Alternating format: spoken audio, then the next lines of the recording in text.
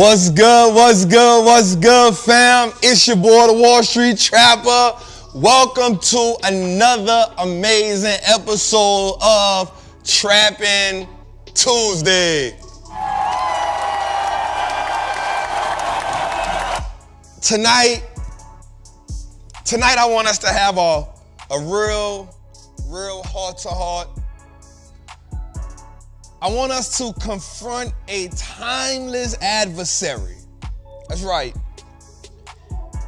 One that has plagued a certain class of people for generations. I like to call this one an insidious oppressor. One that has ensnared generations in an unforgiving grip. One that has strangled dignity at times. A vigilante of the sort that has perpetually abused, misused, and confused a class of people. And while we watch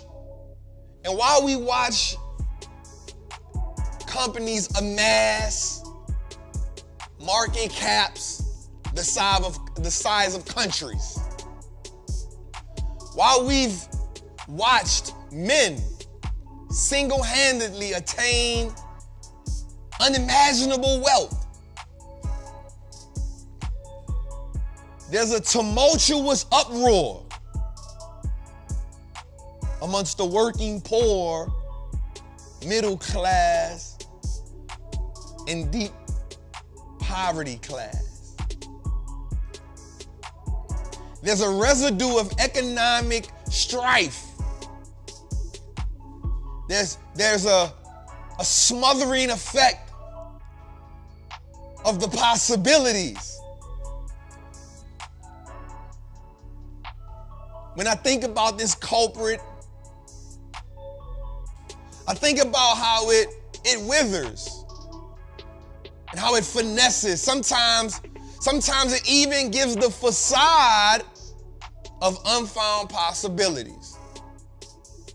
But yet, hidden behind the veil of prosperity lies the culprit of the tradition of poverty. And so when we talk about the idea, the philosophy, the ideology of tradition, I want us to understand that with this tradition comes repeated behavior. With this tradition comes an inherited mindset. But most importantly, with this tradition comes a vague sense of hope. Oftentimes, the idea of being millionaires and multimillionaires, it seems like an insurmountable task that only a select, chosen few can accomplish. A lot of times we navigate between jealousy, envy, and hate, and joy when we see somebody that look like us make it. If I'm being realistic, I understand. Because seeing somebody that look like you, seeing somebody that come from where you come from, not just by color, race, we talking about class. There can be a piece of envy because you ask yourself, why them and not me? You can ask yourself, was it because he come from a two-parent home? Was it because I come from this? Was it because my mother was this? Was it because you start to ask yourself crippling questions that stifle your growth.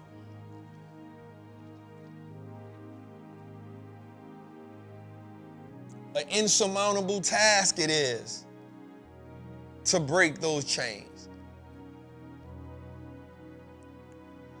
Sometimes needing the mental strength of a Samson.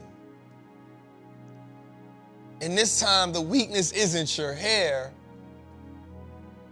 The weakness, what if the weakness is hope? And when I say the weakness is hope, I mean the idea of expecting something greater than what you are, greater than what you have seen, greater than you can visualize. Can that often be paralyzing?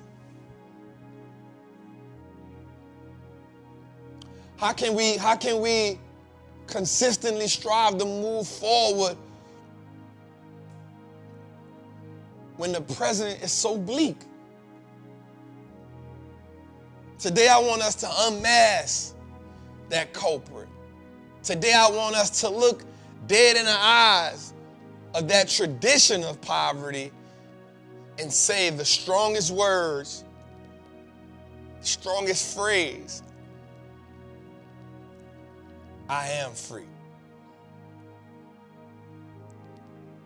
Because in order to achieve something that is God-given, you have to participate in the assignment.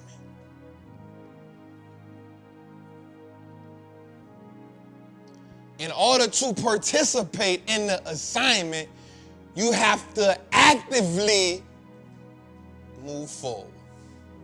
And to move forward means we are willing to endure affliction. Tonight we talk about the tradition of poverty. So as we go through the ebbs and flows of tonight's show, just understand that there will be moments where we hone in. Tonight, I want us to grab that tradition by the jaws, and I want it to peel it back and set ourselves free. Because wrapped inside of that tradition, there's fears. Wrapped inside of that tradition, there's trauma. Wrapped inside of that tradition is mediocre expectations that you have gotten comfortable with. Tradition. A set of rules, a set of habits, inherited by the generations before you that you have adapted and abided to without your permission. Traditions. What traditions have we accepted as normal and we don't agree with? What traditions have consistently chastised us that we don't agree with? The tradition of poverty. Who cleans up that residue? Who breaks the chain? Who renegotiates the contract? Who becomes the pioneer?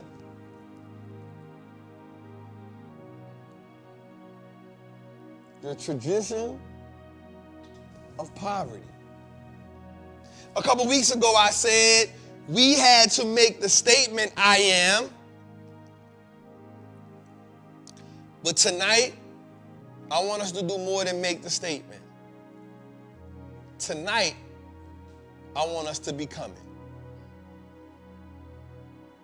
Tonight, I want us to have a metamorphosis.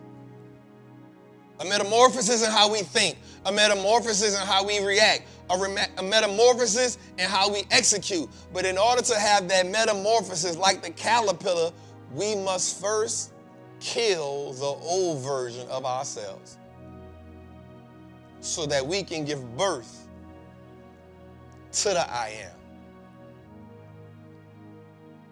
So that we can give birth to the version of ourselves that believes that we are the new tradition. We must kill the old version of ourselves so that we can give birth to the new millionaire. We must kill the old version of ourselves that doesn't just rely on hope, but that depends more on action and execution. We must kill the old version of ourselves so that money now not becomes a goal, but money now is a tool. We got to kill the old version of ourselves that has set the new normals for what freedom truly is. We must kill the old version of ourselves that knows now how to use money instead of being used by money. We must kill the old version of ourselves that says that money is the master and we are the slave. We must kill the old version of ourselves that no longer serves us. We must kill the old version of ourselves that have come in contact with this new belief. We must kill the old version of ourselves that was premeditatedly ready to hand down these poisonous beliefs. Tradition, the tradition of poverty. Tonight, we set into the first stage of metamorphosis.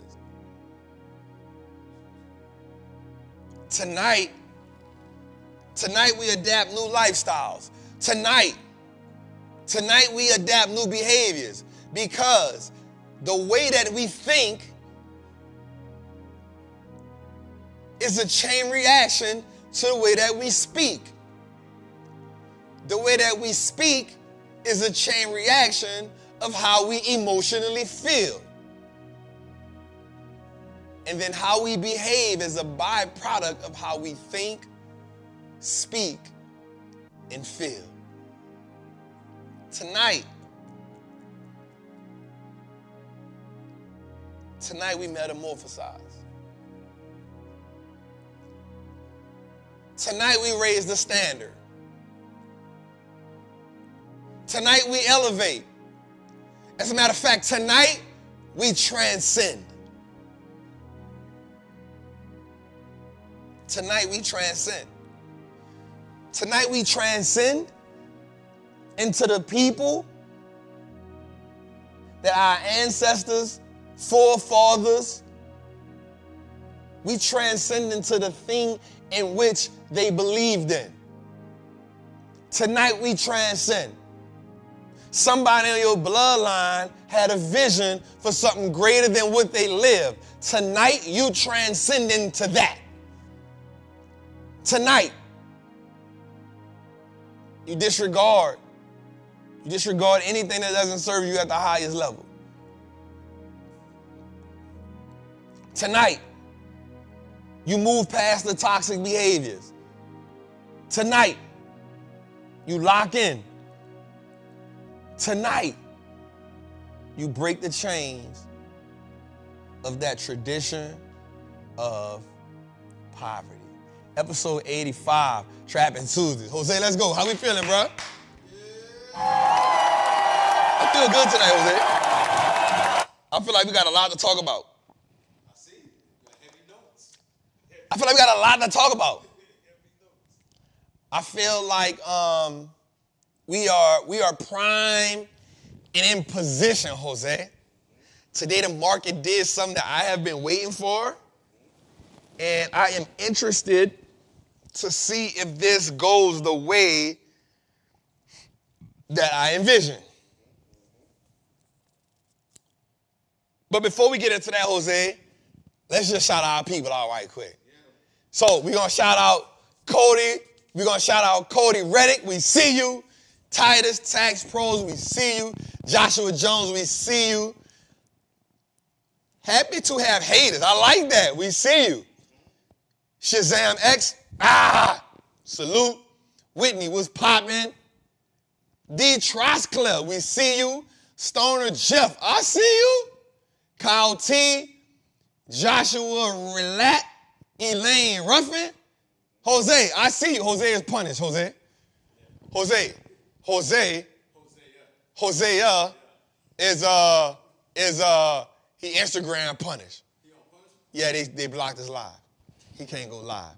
So all the money he was making, yeah, I don't know what he got going on over there. He a little reckless at the mouth sometimes. I be watching him in the chat. He crazy. He be going crazy. That's what happens when you get money. You just start saying all kind of stuff that you don't supposed to be saying. You be forgetting what you got going on. Jose, we are 20 minutes in. We had 2,000 people, dog. Make sure y'all share that out tonight. Tonight gonna be one of the nights. We got a good night. We got a lot of stuff to talk about. We got to talk about Bitcoin tonight. We got to talk about CrowdStrike tonight. We got to talk about Apple tonight. We got to talk about this market pullback tonight. We got to talk about where the market is headed. We got to talk about recession, deep recession. But last but not least, Jose, tonight we got to talk about the tradition of poverty. Episode 85. Let's get going. Tootie, give me a beat, dog. Let me hear something. I want to hear something. I want to hear a vibe today, Tootie. I want to hear a vibe. Let's see what Tootie got, y'all. In the chat, if y'all like Tootie beat, let me see the fire. If you don't like the beat, get off the live. I'm playing. Let's see what Tootie got, y'all. Give me a little volume, Tootie. Give me a little volume. Okay. Yeah. Let's see what Tootie got for us. Ooh, I like that. I like that, Tootie. I like that. Let me see some fire if you like that. Derek, I see you. Chocolate B, I see you. Gutter CEO, salute. Double R, I see you. Chris M, I see you. Let's go, I see y'all. Tori, I see you. Anthony, I see you. Chelsea, I see you. 28 Infinity, I see you. Tamara, I see you. Okay. Eric, I see you. Okay, Tootie. The people say they like the little flutes. They say they like the flutes, Tootie. Tootie, they like the flutes. Hey, I promise y'all, there is not another financial show that can give you this type of vibe. Jose, I got on an all black tonight. I'm feeling like a Black Panther or something. They want to holler at George. The hats is on the site. George, ain't the hats on the site? Hey, listen, if you want the hats, tune in to Trapper Apparel Inc. Let's get the hats going. George said he got like 300 hats. Get them while they last. Let's go. Turn up a little bit, Tootie. Give me 30 seconds, Tootie. Give me 30 seconds. Hey. Trappin' Tuesday. Hey. Trappin' Tuesday. Hey. Trappin'.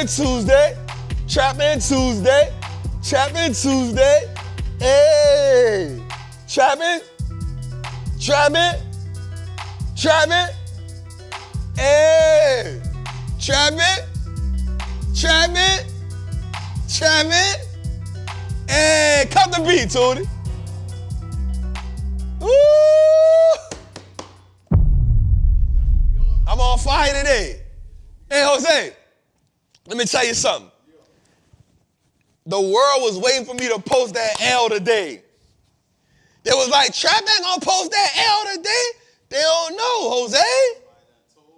Somebody don't listen. I probably posted that. 107K. We laugh at that. Evil villain.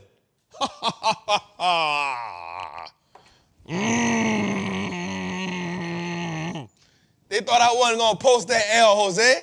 I posted that 107. That's small change. I remember I was telling a young boy, Ashan, shout out to I see him working. Look what I said. I said, listen, I just told him this 2 weeks ago. I said, in order to get to $1 million, you got to be willing to lose 100,000. Jose, I told him that. So look, bro, where I'm going at in the game, I'm willing to lose 6 figures so I can get to the next $1 million, Jose. What are we talking about, Jose? between January and now, we made 1.2 million because we lost 100 grand a day. Jose, that mean I'm prime ready. That mean I'm prime ready, Jose. Next stop, 3 million. Trap talking heavy. Jose, next stop, 3 million.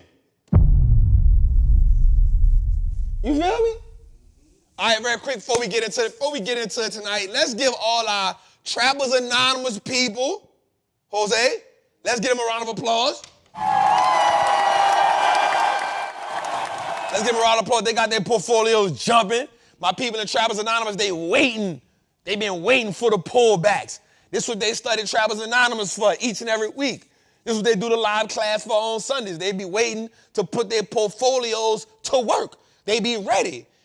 Listen, in order to build wealth for the long term, you got to know how to play the long game first.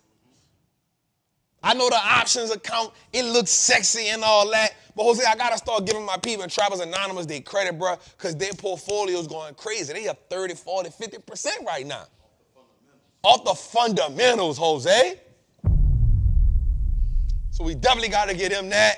And now, shout out all my people in the Patreon. They get into a bag, right? They pray on our downfall. But guess what? Guess what? Look what I got this quote from an old prophet, right? Old prophet saying this, Jose. He said, they wondered how I would act if I lose. Let me look into the camera right here. I guess they'll never know.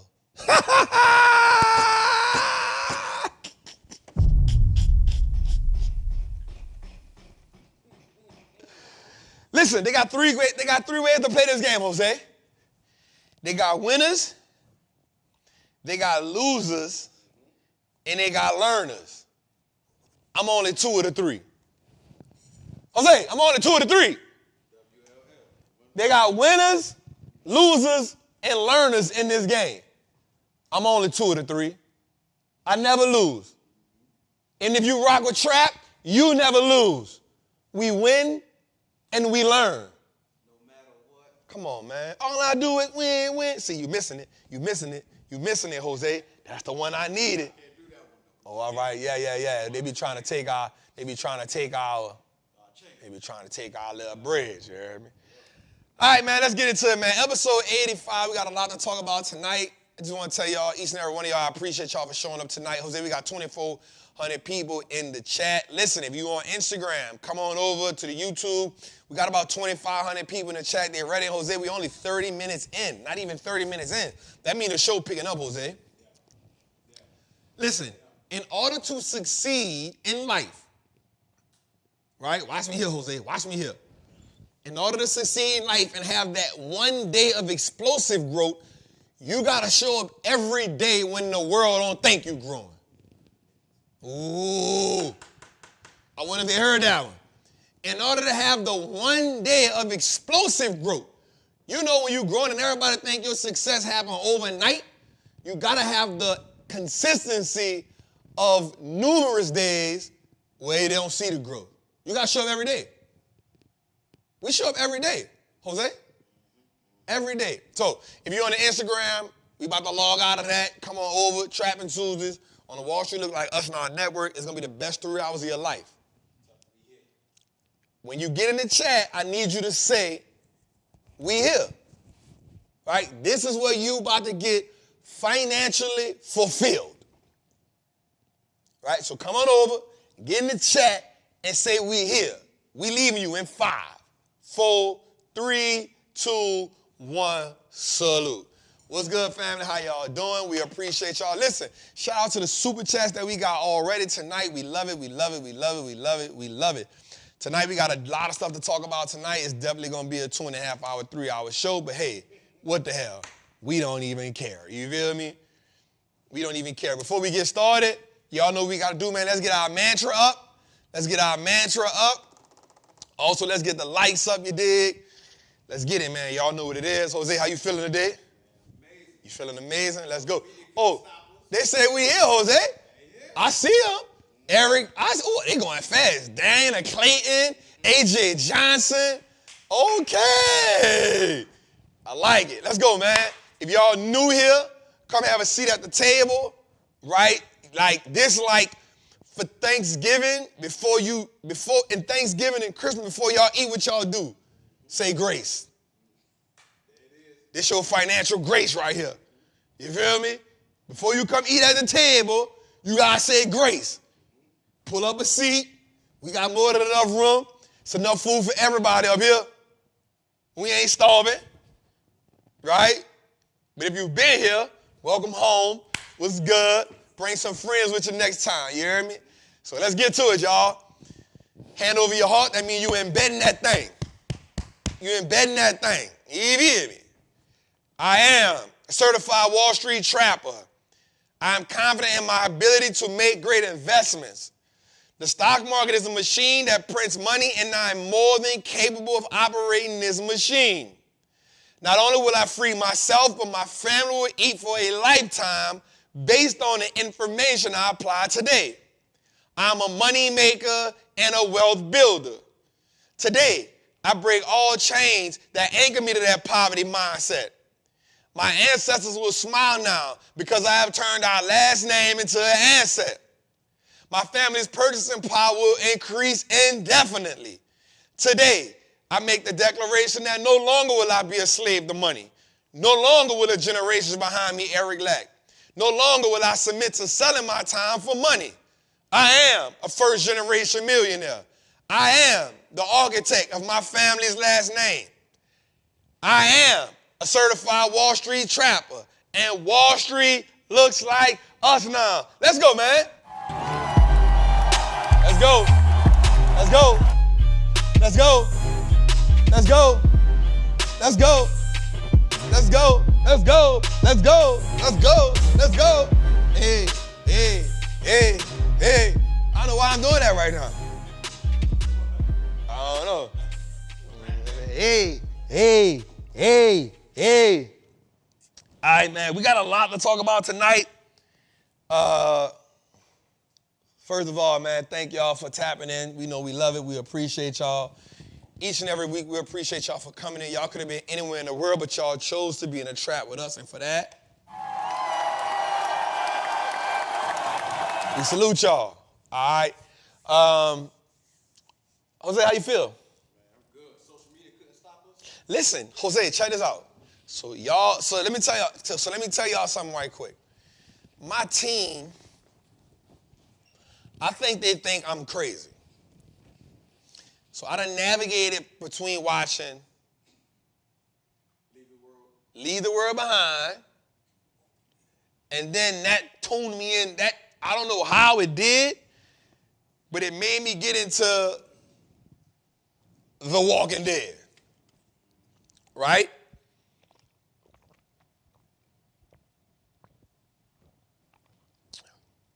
Damn. That was good, boy. Nah, that wasn't an Arden Guard. Nah. It's all watermelon juice, my boy. So in between navigating between those two, I think I am now a doomsdayer. I think I'm a certified doomsdayer. 100%. I think I'm a mixture between a doomsdayer and an optimist. Here's why. I 100% believe that we are going to experience some type of apocalypse. But I don't know what it's going to look like. Right? Right? I don't know, but I believe it. So I watched Leave the World Behind, and then 2 weeks later, the internet goes down. A week after that, phones go down for a day. And here we are today. Hold up, though. Hold up, though. Hold up, though. Not just social media. Watch this. Today, we had Let me get to it, Jose. Watch this. On outages today, we had Facebook, Instagram, Ring Camera, Coinbase, Amazon Alexa, Zoom, Google, Slack, Asani, WebEx by Cisco, Infrastructure, Fortnite, Epic Games, Vimeo, Salesforce, UPS.com, AWS, Verizon, AT&T, YouTube, X, Microsoft 360, DoorDash, Gmail, Shopify, and Adobe have been glitching for the last 48 hours. All of these things went down today for a period of time. Now,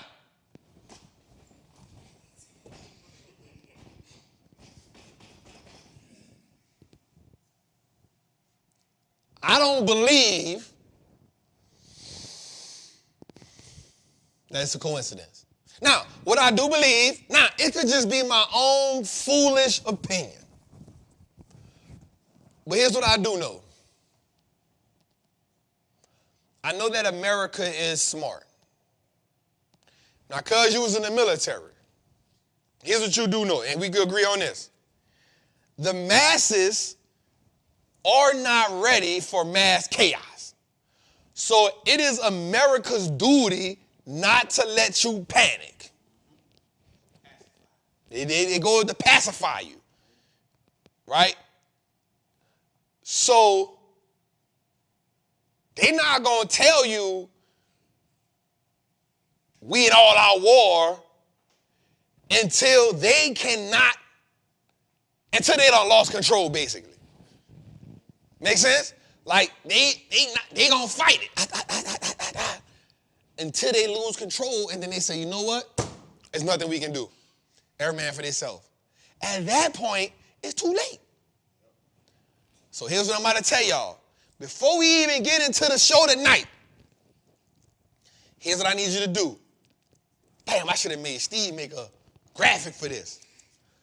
Traps Apocalypse Starter Pack.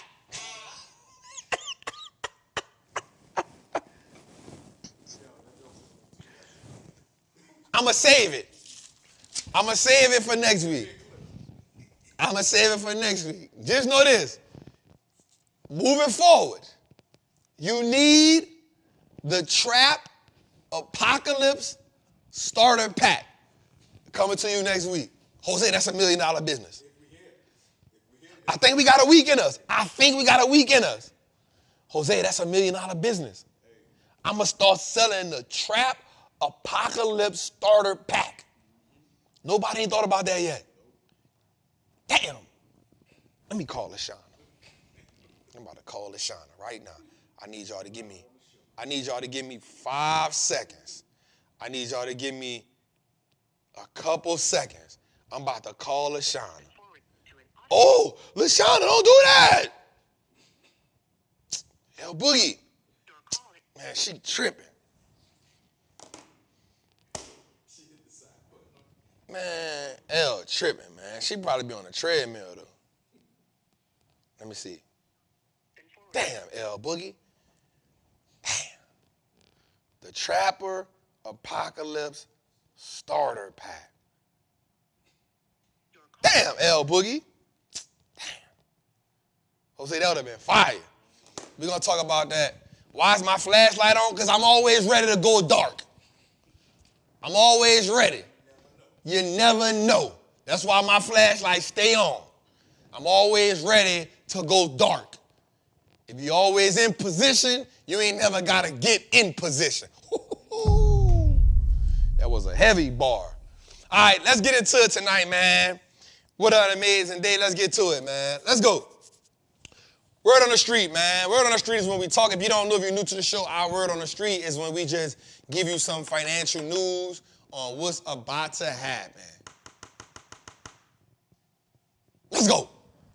So, as we get into this first section of Word on the Street, I want y'all to understand and see what's going on in the market. I want y'all to see it. Let's first get into our index. Damn. Let's get on our heat check first. Let's get on our heat check first. So today, the market was 0.97. Not bad. We had 4.2 million calls, 4.3 million puts. Now, let me say something to you about this. It tells we had 8.5 million option plays in play today. We like that.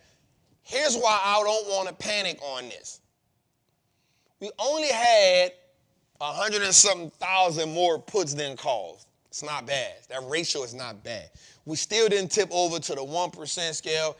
I personally feel like today's pullback was people, you got to realize, y'all, the market been running hot. I'm talking about the market running hotter than a spoon on. Damn, I can't use that. Sheesh, almost got us indicted, Jose. Yeah, I don't want to use that for a clip, dog. But we.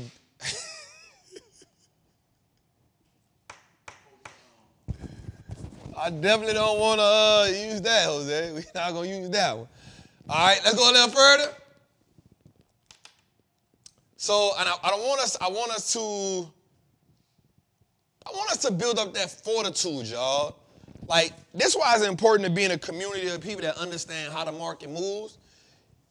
The reason why we understand why the market, so here's like, I see a lot of people saying like, they've been playing puts, right? Now, I get that. But watch this. And here's what I want. Very seldom, watch this, what I'm about to say. Very seldom did you wake up today and say, today I'm going to just play puts in the market. Right. So if you played puts, you ain't decided to just put puts in today. You probably had them in for a couple of days. And if you've been playing puts majority of the year, you really been getting slaughtered. So my question for you is this. If you have been playing puts if you've been playing puts, I want you to be truthful and tell us how much have you truly made off your puts? Or if you're just not breaking even? Or what have you been putting puts on? Now, don't get me wrong, they got some people that really was like, yo, today was a day to run that play, and I ain't mad at them. But, like, for me, I'm so transparent, right? Like, I can show where I've been bullish on the market, and it gave me, yesterday we hit 1.3 million. Right? So if you've been playing puts, for how long have you been playing them? Because you ain't just, if you did put them in a day, you put them in like around 10 o'clock, 11 o'clock, and you got some money right there. Did you really print like crazy though? Because the market rallied at the end of the day. So how long did you stay in it? What's the time frame? See, I be liking people to tell the whole story on what they doing. You know what I'm saying? Like a lot of people will tell, like somebody got on the chat today and said, I told you yesterday, put puts in. I said, my mama told me a whole bunch of stuff. Give me that. That's pomegranate? Now give me that one. Yep, give me that one. Jose, we need an endorsement from them. Not only do we own about 300 shares of this, right? We need an endorsement. They need to endorse me. They need to give us a brand deal. We got the hottest show right now on financial literacy. Dave Ramsey don't count. They need to endorse us. Jose. That need to be a clip. You know what we need to make a clip of? We need to make a clip of put it on a spoon and then transition to they need to endorse us because it's sitting on a scale. Ooh, that boy be branding. That boy be thinking. All right, let's get into our heat map, right? Microsoft down 3% today. Now, I will say this. if you've been shorting Apple, now I know some people that have been shorting Apple, and I told them, some people in the Patreon hit me up, and they was like, Trap, I know you don't really do puts. What do you think about going against Apple right now? And I told them, I don't mind that. I did say that.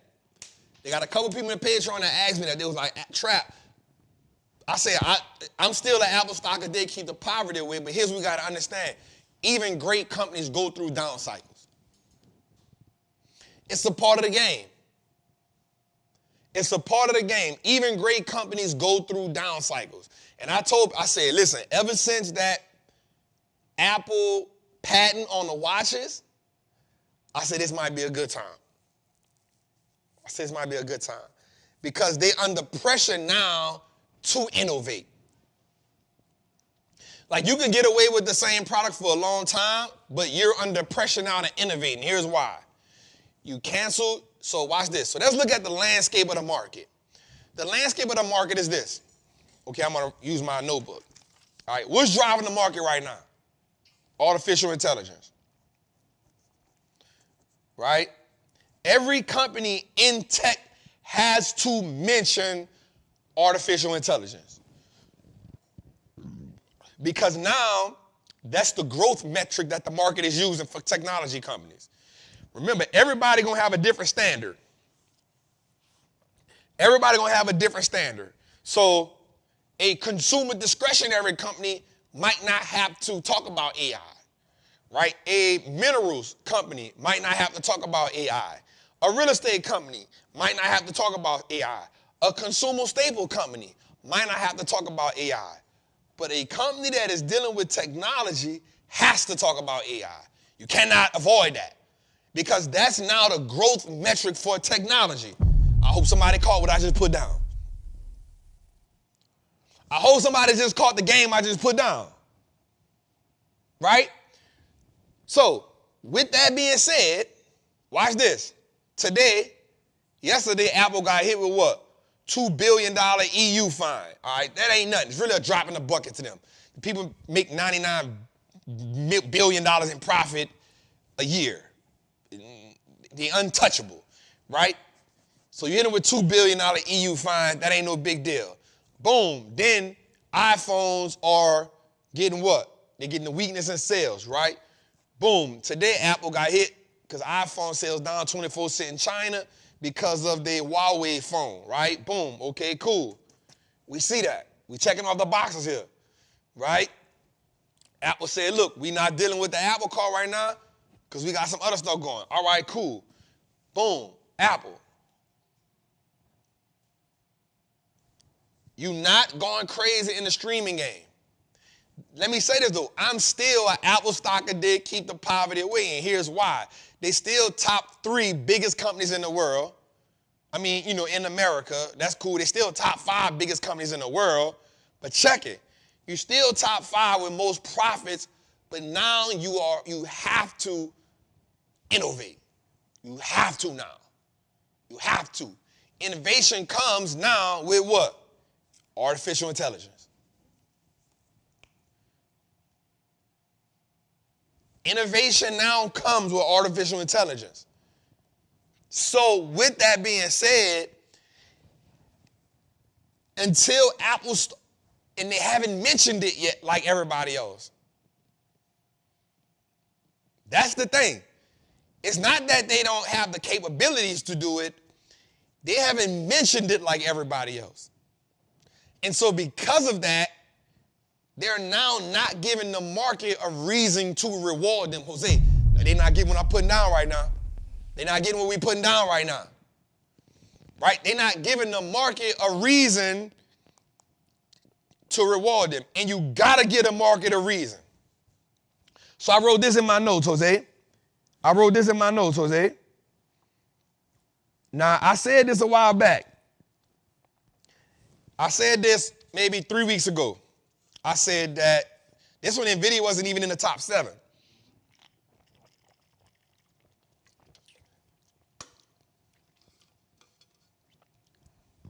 I said it's going to pass up Google.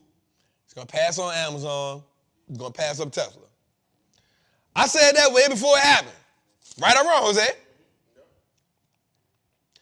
And then I said, in 18 months, it's going to be the biggest company in the game. Did I say that or not, Jose? I said in 18 months, it's going to be the biggest company in the game. Here's why. Okay, let's talk about the timeline. Damn, Jose, if we giving game right now in the chat, tell me we giving game right now, Jose.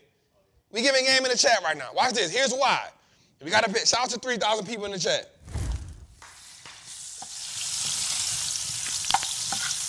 Here's why. Here's why. In order to become the biggest company by market cap, you have to be doing something that the market is rewarding. But not just the market. In order to become the biggest company, you have to be part of the transition. Am I making sense? In order to become the biggest companies in the game, you have to be part of the transition, Jose. So let's think about it. At one point in time, Walmart was the biggest company in the game. At one point in time, watch this, Jose, General Electric was the biggest company in the game. At one point in time, watch this, Jose, Exxon was the biggest company in the game. Why? All of them represented the new status quo. You with me? And then Apple came, and at one point I think Microsoft came. They all represented what, Jose? The new status quo. Now, Apple has held the place for a while. But now as we transition, Jose, the market is now rewarding and looking for pivoting to the new normal. The new normal now is what, Jose? Artificial intelligence. So if artificial intelligence is the new normal, companies that are what? Implementing this strategy, companies that are helping other companies implement this strategy, these now become the companies that do what? Lead us into the new world. Come on, y'all. Come on, y'all. Come on, y'all. Now, I'm not saying that I'm an Apple stock a day, keep the poverty away. Do not think I'm saying get off of Apple. Nope. I rock with them. But you got to be real when you say your company has to pivot. So now Apple has to do a couple things. One, they got to innovate the phone, create new features, or they got to create a new product. You feel me? They got to create a new phone, or they got to create a new product. Now, here's the dope part about it. As of right now, Apple still dominates the smartphone industry with 67% of smartphones being used in America are Apple phones. Okay, that's cool. But I'm going to be real with you. Now, y'all know, like, I'm not going to navigate between Apple and Samsung. That ain't my thing. I mess around and say it, but it don't matter because it goes back and forth. But even though Apple owns, watch this, 67% of the market share, watch this. The users aren't re-upping.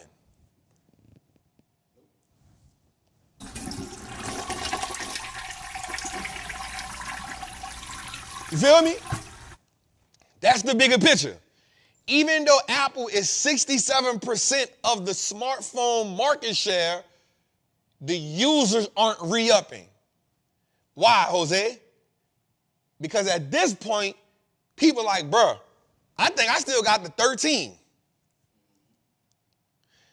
At this point, I'm just like, bruh, don't even, the 15 like this one. It's the same thing. So at this point, if the users are not re-upping, now you're working on basing everything on that. Let me get to this right quick. Today, I should have a slide that says, Apple is bigger than your big dog or something like that. Do I got that? Huh? I should have a slide that says something like Apple is bigger than your big dog or something like that. And the reason why I want y'all to see this is because here's the thing. Even as a business, you have to know that your consumers are getting smarter. Right? We don't mind buying. Here's what we know about Americans. Right here. Americans don't mind spending money, even if they don't got it.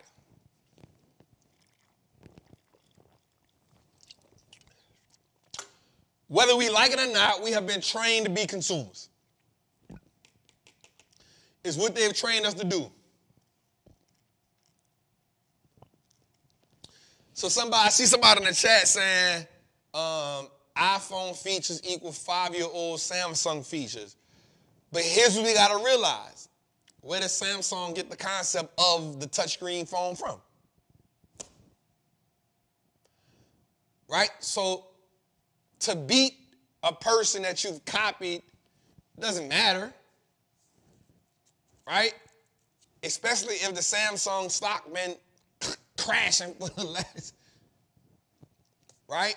So even if they're coming up with the new features, it's not profitable for them as a company. They sell better TVs than they sell phones. You can't compete where you can't compare. I'm just keeping it 100 with you. But here's what I want you to understand and see. Apple's side business are better than your big dog's main business.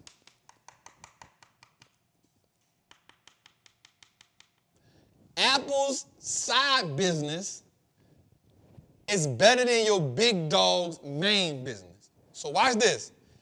Apple's side business, which is their services, they generated $23.1 billion last year alone.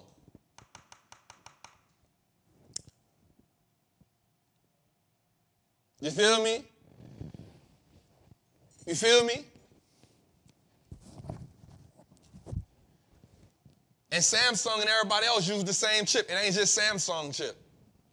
Everybody use the chip. It ain't just their chip. And that's the problem. They get people competing on something when they all do the same thing. They all barter services from each other. Every last one of them. So don't fall in love with a company. You want the company that's gonna make you the most money. I don't give a damn about the service. Is they gonna make me money? And if you compare Apple to Samsung, I can promise you made more money with Apple than you made with Samsung. Over the last year, 5 years, 10 years, 3 years, whatever. You gonna invest? That's what I like to talk about. I like to talk about money. But I want you to look at this. Don't get so caught up in the features, get caught up in the money, because that's what matters. When you get caught up in the features, you get caught up in a consumer mindset.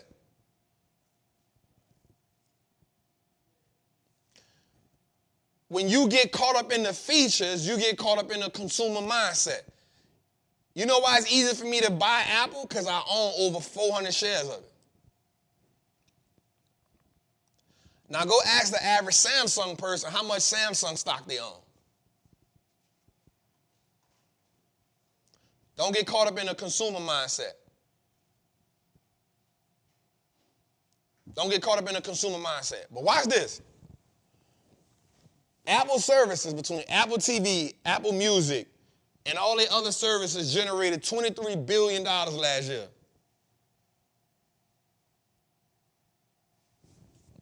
Yeah, I'm drinking this live. Shit, I got 300 shares of this. Shit, I'm gonna drink this mug live. Give me a napkin. I'm gonna drink this thing live. I got 300 shares of this. I'm playing a long game. Y'all will get it later. Y'all will catch it later. You heard what I said? I'm playing a long game. They'll catch it later. Y'all know my saying? Catch up, mustard. Jose don't like when I say that. Catch up, mustard. All right, so check it out.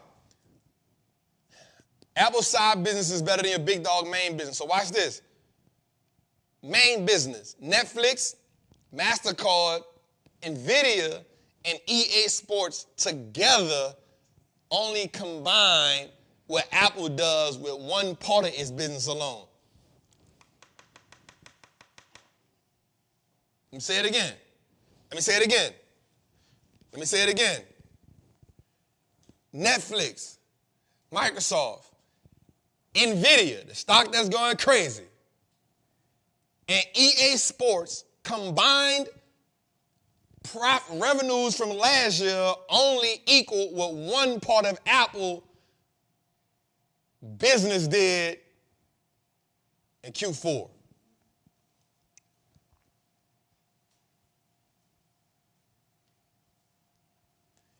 It's the type of money they bringing in. So I want us to understand something when I say this. Yes, Apple still has to innovate, and I got some stats for y'all today that's going to be ugly. Watch this. Tesla is 5% from a bear market. Google is 5% away from, Tesla is in a bear market. Google is 5% away from a bear market. Apple is 5% away from a bear market, all while the S&P 500 is breaking down all-time highs.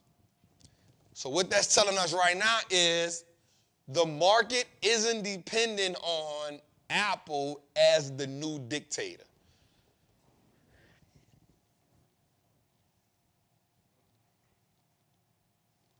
The market isn't dependent on Apple as the new dictator.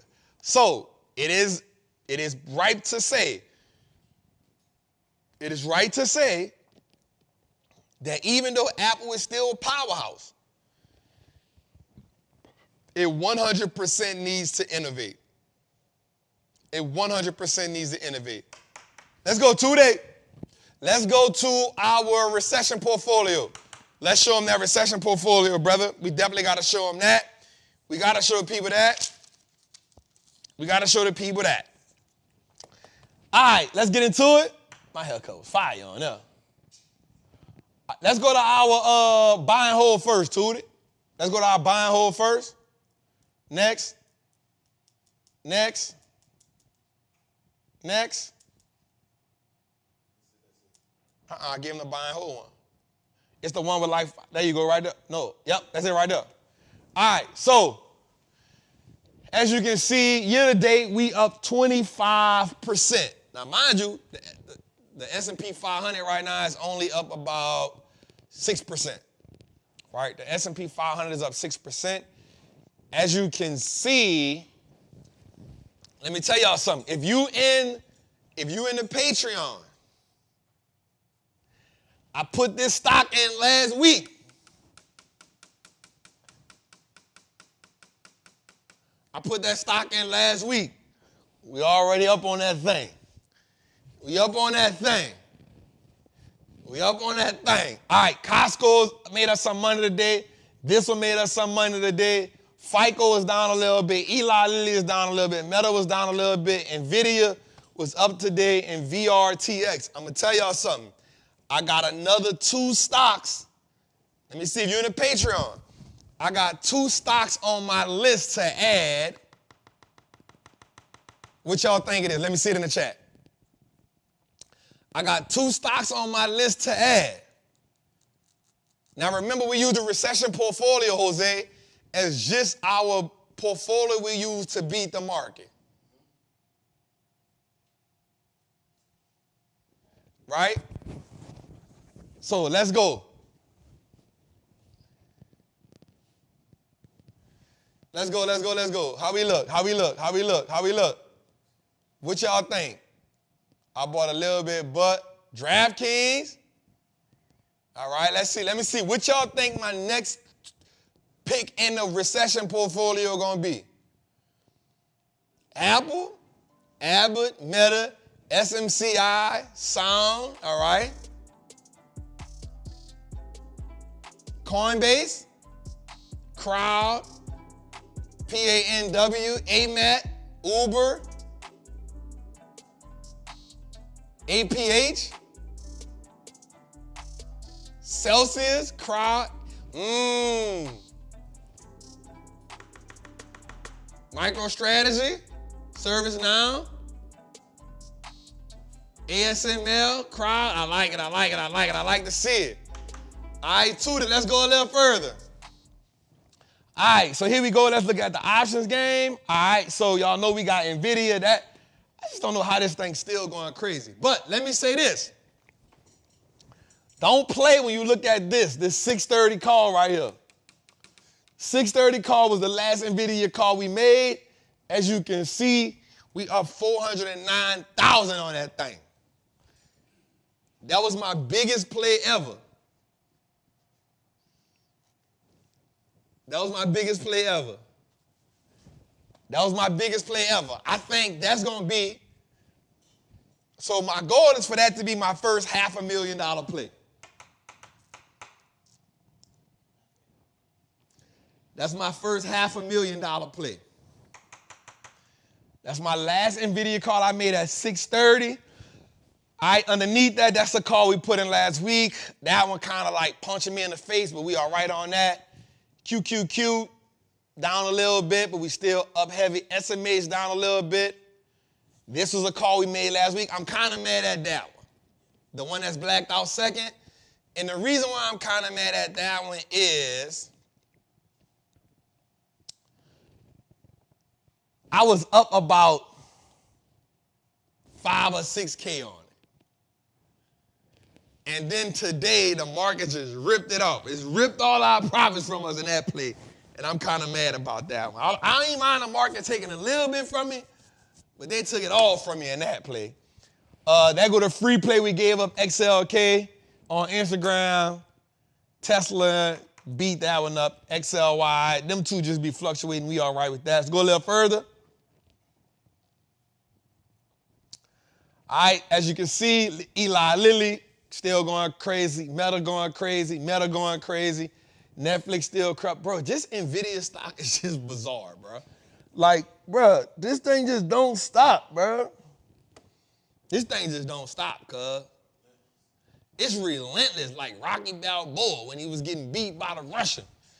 He just keep coming. If he dies, he dies. We sign it out. All right, let's go a little further. All right, as you can see, that's our AMAT play. Y'all know we put that up. We crushing it. Amazon, the AVGO play, CrowdStrike. CrowdStrike is up. We're going to talk about that. Google. I think I'm going to wind up losing on this play right here. I think I'm going to wind up losing on that play. I might turn up. I think I can foresee that one because Google just can't get it right now. It just can't get it right now. Anyway, if you're the Patreon, salute to you. Jose, I did a call today. I did a call Saturday with the Patreon group. And they had an OG came in there. And he said to me, Trap, first of all, shout out to you, Jose. You tapped in on that call and helped me out. We had over 600 people. In total, he said it was about 800. And so I stood on there for 3.5 hours answering questions. And an OG came on there, bro. And he said to me, Trap, he said, 30 years it took me to put $300,000 in my 401k. He said, from there, I started following you, and I turned that $300 to $345 just from buying whole, from taking it from that to following you. He said, and then I got into this options game with you this year. He said, and we've turned that $300 to $880,000 in a few months. He said, say, brother, he said, man, I'm so inspired by you. I don't say much, but I'm following, and I'm paying attention, and I just want to say thank you. And say, bruh, I'm not going to lie. That was probably one of the most impactful things I heard. And the reason why, Jose, was because you got to think, if this man is retired, that's his retirement money. That's his retirement money. So he said, in 30 years, it took me to make the 300K. So it took me 30 years to put that up. That means he was averaging 100K every 10 years. In essence. You feel me? In essence, he was doing 100K every 10 years. So that's 100K a year. 100K every 10 years. It's probably about what? 10K a year. And it's 401K. Now, mind you this. Let me ask you a question. Can you retire off $300,000 in today's time? On average, they say you need $1.2 million to retire today. So he was way behind. So you need, like a quote came out that you need $1.2 million to retire in 2024. That's not me. That is a stat from the banks.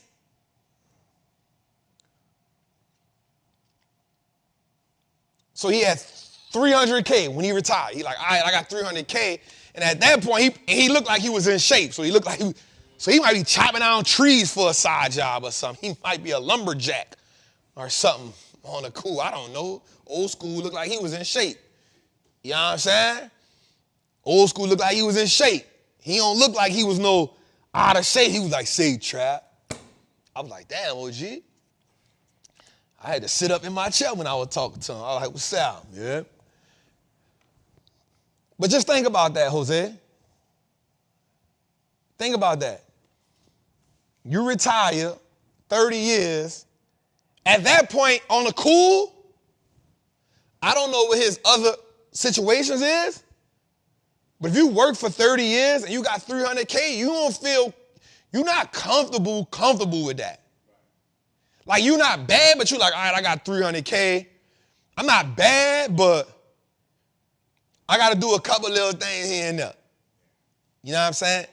Because this it. This my egg. So, I got to do, but this my egg right here. So he took that, and just from the buy and hold, he turned the 300 to 300 and 345. Boom, that's cool, because he did that. It didn't take him that long. And then he says, Trap, I get into Patreon, and in a couple months, we turned the 300 to 880.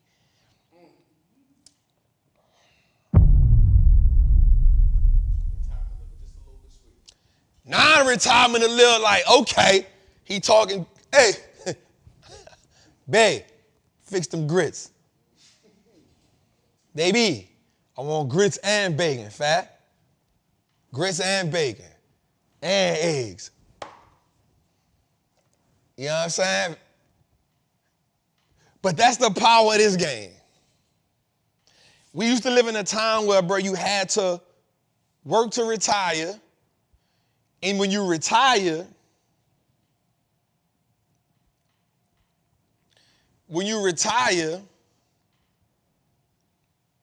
that's it. And I said this, and people think I'm lying when I say this. I think anybody can be a millionaire in 5 to 7 years, no matter where you start from. I truly believe that, Jose.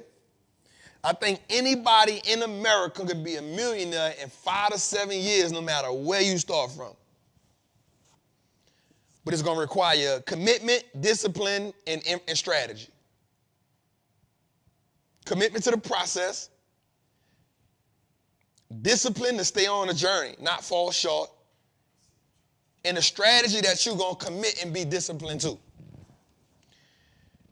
And I think in 5 to 7 years, anybody can be a millionaire. And I don't think that's long.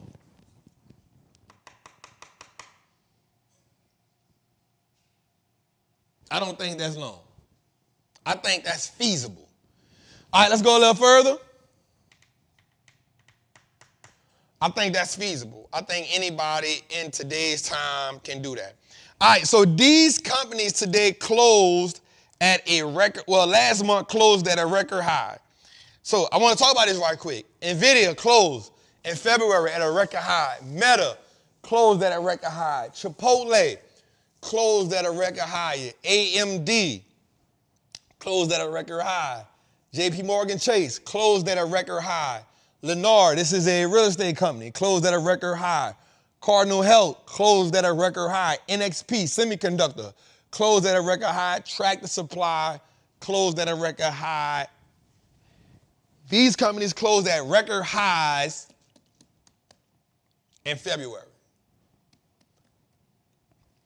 These companies closed at a record high in February. Now, here's what I want to say. For the first time, I wrote this in my notes. Apple is now trading at lows not seen since November 2021. Ironically, this was the previous all-time high set by the NASDAQ 100. While Apple is underperforming, the QQQ is still moving forward. I wrote that down in my notes because I wanted us to see that. Let's go a little further today. All right. Add juggernauts. So, as we move forward into the new world, I think there's some things that we need to look at, right? I was talking to a friend of mine today, and they have an online business. I'm lying. They got a boutique. And she was saying how she's building her brand outside of Instagram and social media. And I said, you should build your brand outside of social media, but don't neglect social media. It is built for that. And when she said, that's where this come from. And I said, because you can use, I said, social media not going nowhere no time soon. Right? I'm not saying that they won't create something new, but we got to stop looking at it from a little perspective to a big perspective. Why is social media a big thing? Right? Let's start right there. Why is social media such a big giant? Because it allows companies to advertise in your social media is a cash cow. It allows a few things to happen, Jose. It allows the world to push an agenda. It allows people, companies, to promote to audiences in their face. It allows companies to sell your information to other companies. Believe it or not, y'all, this is why the social media platforms aren't going to go anywhere. Because it's the easiest and quickest way to get your information and sell it. All right, let's think about this. Before social media, watch me, Jose. Before social media, how was companies getting your information? They couldn't get it via television. So how was they getting our information and our data?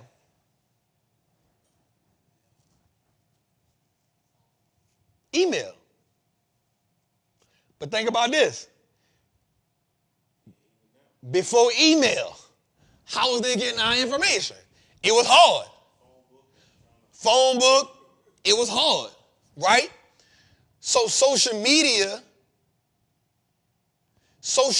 made it easier to go direct to consumer. Now, here's what we got to realize. Google and Facebook are the engineers behind it. Google and Facebook became the engineers behind it. Why? Gmail. Facebook didn't have a business model at first. Facebook didn't go public until the business model became advertisement. Once the business model became advertisement, now we can say, this is how we're generating money. And then when we become the biggest, when we become the brand with the most users, what do we do with all this data? This becomes the gold mine.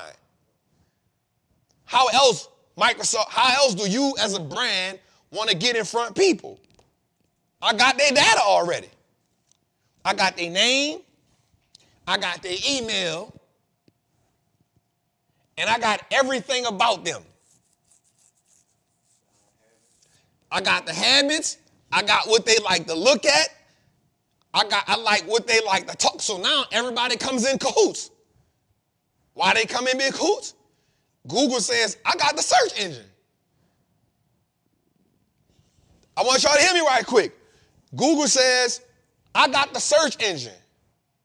Whether you searching porn, whether you searching jewelry, whether you searching a vacation, whether you searching slippers, whatever you secretly trying to hide the search, guess what? I got it. And guess what I'm going to do?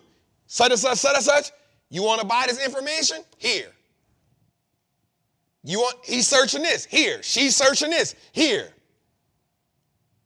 Whatever you searching, we got it. I'm going to sell it to you. This is why Google don't mind paying Apple to be the number 2 search engine next to Chrome, next to Safari. You know why? Because everything you search, I got your cookies, and I'm going to sell them. And then what does Facebook say? I got 3 billion users. There's only 8 billion people in the world. I got almost half the people in the world on all of my sites. Instagram, Facebook, WhatsApp, Messenger. I got them. Now Threads. 4 of my sites are in the top 10. 4 of my sites are in the top 10 most used social media apps. 4 of them. I'm going to sell you these ads. I'm going to sell your information. So look at this. Biggest advertisement. Google at 39%, Meta at 18%, Amazon at 7%, and then TikTok is at 3%, and then Baidu, which is Chinese, is at 2%, and then everything else goes a little further, smaller. But why does Apple not have to be in the top? Because it is the apparatus that's most used. It is the device that's most used. So now when you get the iPhone, even though I say I want to privacy protect, I really don't care. You know why?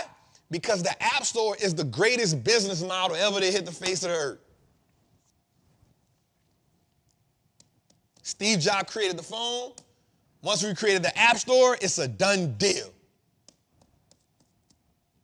Now, even though the users on the App Store fought and got the percentage down from 30% to something else, think about it. Bro, I'm getting 30%. I'm getting 30% for you being on the real estate of my phone. That's all. That's digital real estate. With 2.5 billion users. I'm lying, 1.8 billion users. Across the world.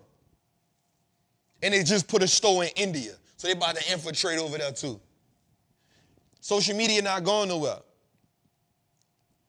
So I'm saying this to everybody that's on here. You're watching me on what? YouTube. Why don't you on Google? 39% of the ad business is going through them. You check me out on Instagram. Why don't you own Instagram? The dude got zero debt. He's number 2. He makes up 18% of the digital ad space. Why don't you own Amazon? Not only do they fluctuate between the number 1 and number 2 online retailer, they're the number 1 web service in the world, and they are a number 1 culprit of hijacking somebody's industry. Why don't you own Google, Meta, and Amazon? I'm not even talking about what you love. I'm saying, why don't you just own it? Because you see they still got America and the world in a debt grip.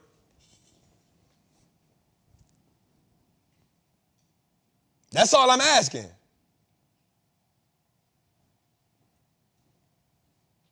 That's all I'm asking. It don't matter if the App Store not for everybody. It's for those 1.2 billion users that my Apple got.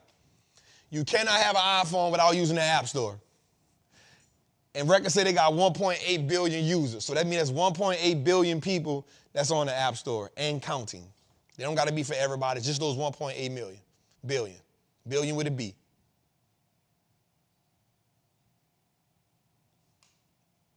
That's what I'm asking you. This game is not about IQs, Jose.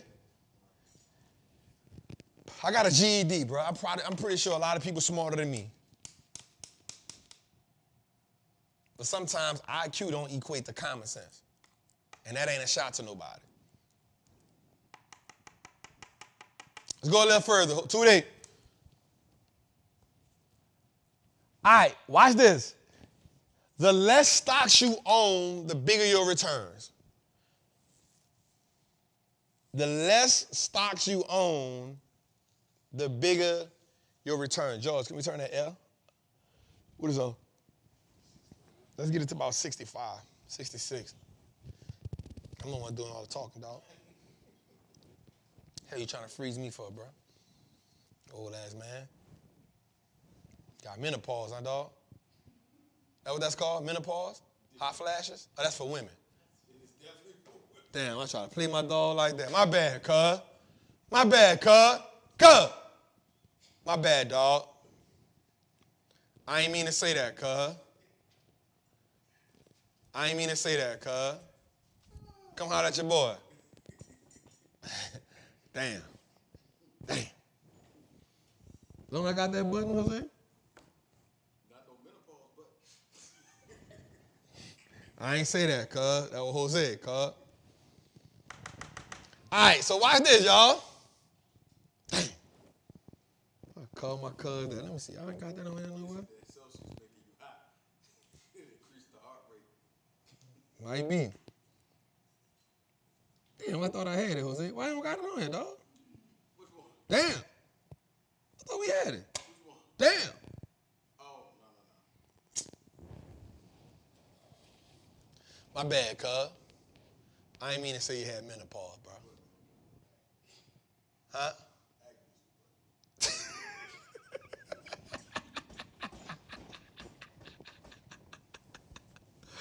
Got all that cuz, man. God damn. I told my dog he got menopause. My bad, cuz. Wallstreet look like us now. Get some merch, y'all. Go get some Trappin apparel to make my cuz feel happy, man. All right, so watch this. The less stock you own, the better you are. Watch this, y'all. Y'all want to know my secret sauce to beating the market so much. My secret sauce to beating the market is simple. Own great companies that produce high profits, and you don't got to own that many. A lot of y'all got 30, 40, 50 companies in y'all portfolio. So how do I say this in the best possible way? Damn.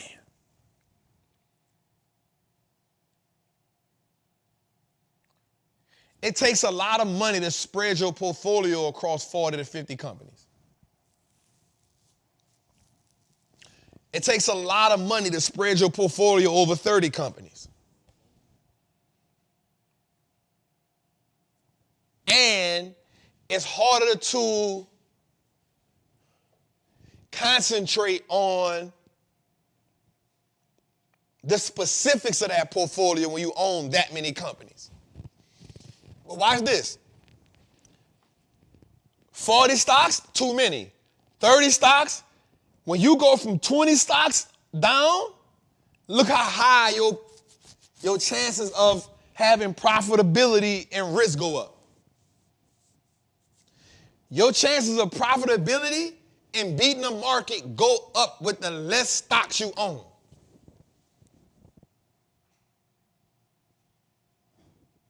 You feel me? Here's an example. Let's say you own 25 stocks. At this point, you're an ETF.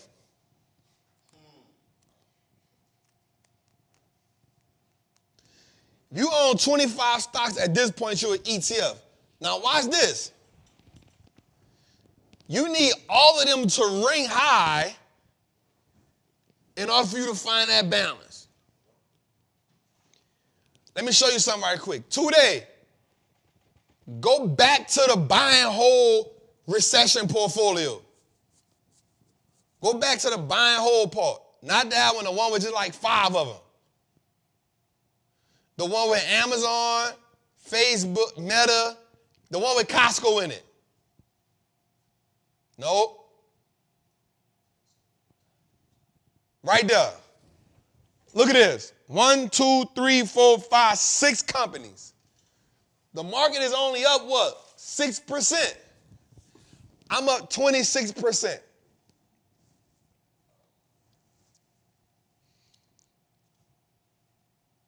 Six companies. Last year we did 30 what? 33%. We had 11 companies.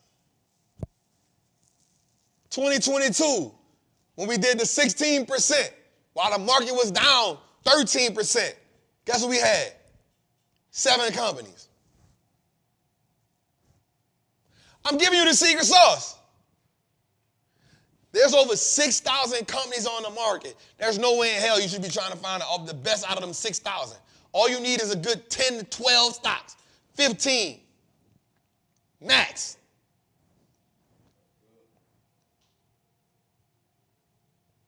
That's all you need. Now watch this. If you want to add more companies, watch this. It costs $0 to open another portfolio.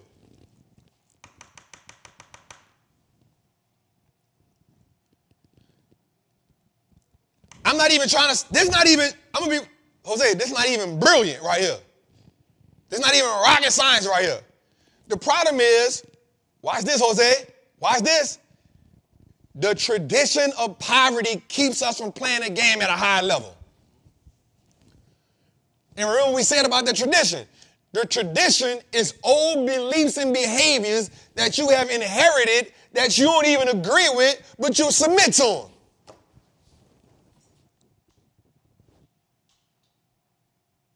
Tradition is old beliefs and behaviors that you have inherited, that you have submitted to, that you don't even agree with. Why you do that, man? I don't know.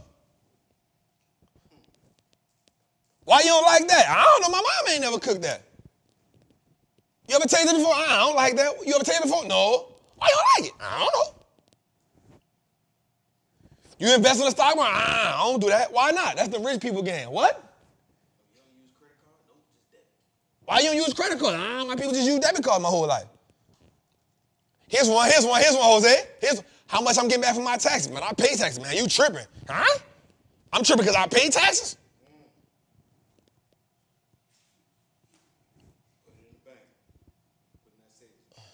I'm tripping because I pay Uncle Sam every year? I'm all right. I don't use that as my bank account. What you mean? You don't put your money in the bank? No, I don't. Not like that. Traditions are beliefs, habits, behaviors that you have adapted and inherited that you don't always agree with, but you submit to them because somebody else told you it's right or wrong. I wanna go home. I wanna go home.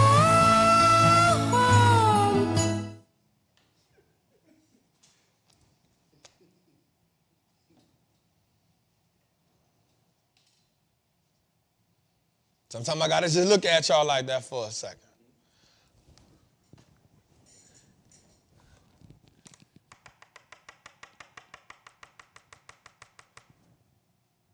All right, let's go back to that other one about stocks. So, I want y'all to know doing some homework tonight.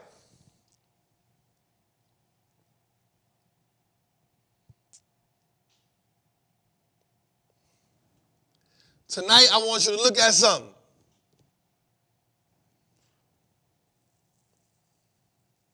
I want y'all to do something tonight. I want you to look at your portfolio.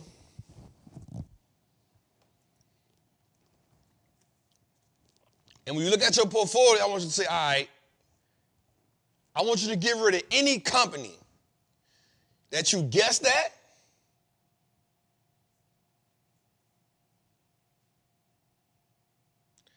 Trap, that's cap. Salute. That's a cap too. I like it. Watch this. I want you to look at 10 companies that you like. I want you to look at 10 companies that you like in your portfolio. Anything more than 10, I want you to start cutting. And here's what I want you to start cutting. For the most part, most people that come to Trappin is in the beginning stages of investing. You don't got time to be looking at 20 companies.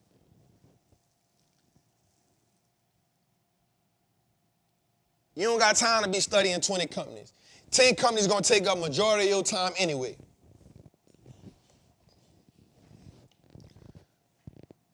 Watch this. It's easier for you to dump more money in 10 companies than you just spread it out in 15, 20 companies.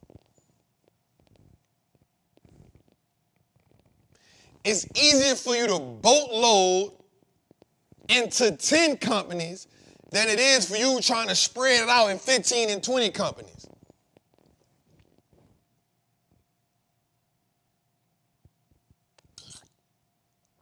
Man, I hope you're paying attention to me tonight. The more you own, the less you control you have. It's better for you to have a concentrated portfolio.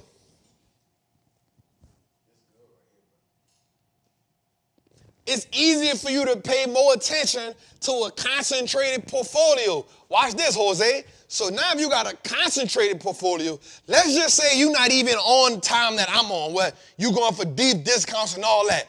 It's easier now. Let's say you bought the Apple stock or you bought something now. It pulls back. It's easier for you to dump in that instead of trying to spread it out through 20. Oh, the market pulled back. I'm trying to dump money in 15, 20 companies. No, the market pulled back. Let me boatload into this one right here. Bring my cost basis down. I'm good to go. It's easier for you to beat the market with less stocks. You want to know why? Let me unlock this gem for him, Jose. Number one, when Warren Buffett made that bet with the hedge fund manager, and he said that you can't beat the S&P 500. The reason why Warren Buffett won that bet was because, one, he knew that the hedge fund manager was going in and out of stocks. It's hard to beat the market doing that. It's hard to beat the market, keep trying to put one player. Two, it's hard to beat the market doing that. Two, he knew that the fund manager had over 50 stocks in the portfolio. It's hard to beat the market doing that. The reason why it's hard for your 401k to beat the market, the reason why it's hard for your retirement plan to beat the market, because you got 200-300 stocks in that portfolio. It's hard. This is why they underperform. I'm giving you the game. This is why they underperform. It's a bunch of trash stocks put together in a mutual fund that you paying fees on. Now, this is what I don't agree with Dave Ramsey on. Dave Ramsey said that get growth stock mutual funds. Hell no. But I understand why he tell people to do that. You know why? Because he know that people are lazy by nature and they're not going to do the homework necessary to pick great companies. This is why Ian always tell people 2 stock, 2 techs, 2 indexes. You know why? Because he know that the person who wants to beat the market really don't want to do the work necessary that it takes to kill the market. So at least with 2 tech, 2 indexes, you're going to be all right unless you have a 2022 where tech stocks get clobbered. And so now when tech stocks get clobbered, your portfolio is crazy, and depending on how bad it gets clobbered now in 2023, when the market is up, you still trying to recover from what you lost in 2022. The whole while with me, we did 8-9 stocks in 2022. returned 16%. The market was down 13%. We got a document. All you got to go do is look at Trappin Tuesday, December 22 episode. We came back 2023, beat it by what, 30-something%, and right now we up 26%. I'm giving you the blueprint. 10, 12 stocks max, boatload, 100, 200 shares at a time. We beat the market. It's not rocket science. And I'm giving you the blueprint on how to beat the market. So now here's what I challenge you to do. For 1 year, I want you to take your portfolio from your 401k, and I just want you to take a little bit of money every month and create a 5 to 6 stock portfolio. And from now to the end of the year, you take your portfolio that you created, put it on side your 401k, and go and slide that in front of your job and say, hey, why am I paying y'all? I want you to take a portfolio. I don't even want you to stop investing the money in your 401k. I want you to do what you've been doing, maxing it out, doing all that. And then I want you to take a little bit of money and create a 5 to 6 stock portfolio. And at the end of the year, just go and slide that in front of your financial advisor and say, hey, what am I paying you for?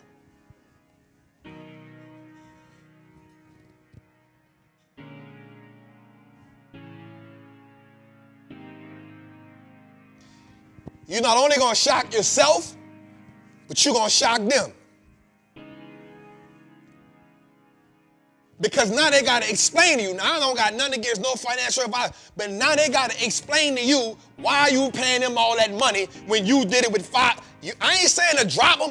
I'm just saying now they got to explain to you. See, it's easy to show you something when somebody don't. I sound like a genius to somebody that don't know what the hell they doing.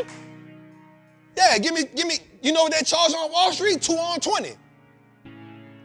2% on the money you put in, 20% on the profit they make you. 2 on 20. That's what they charge on Wall Street. You gotta have $1 million plus to get in. They're charging 2 on 20. That's why they ain't your fund manager.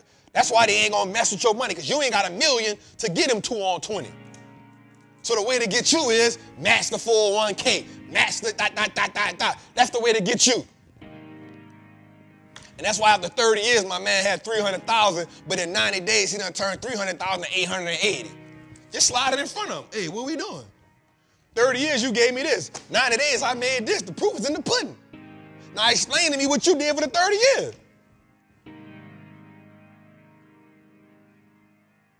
That's all I'm asking. I'm not even saying fire your financial advisor. I'm not saying that. I'm just saying put a little pressure on them to make them, hey, you got to do better. Because if not, if I'm going to pay you these points on the pack, to all my people in the streets, if I'm going to pay you for pushing P, if I'm going to pay you for moving my money around, you got to at least do better than what I did. That's all. I'm not telling you to fire him. I'm not telling you to do none of that. But what I am saying is if you take a percentage of your money, go get your 5 stocks, 6 stocks, and rock with it for the rest of the year and see what's the performance. Now, here's the caveat to that. If they do outperform you, I want you to do this. I want you to then see what the performance is minus the fees and the taxes.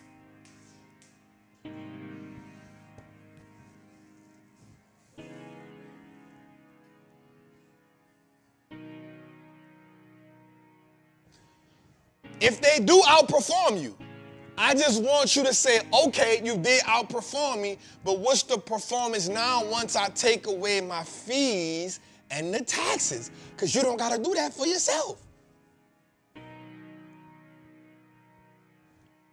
You pay one set of taxes at the end of the year.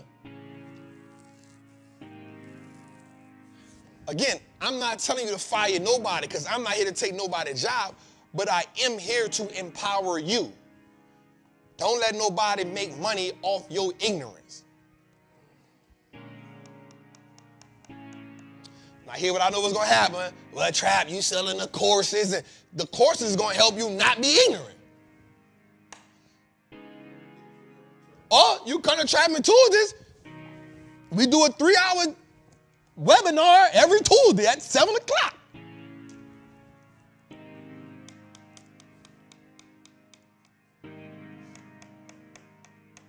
My proof been in the pudding.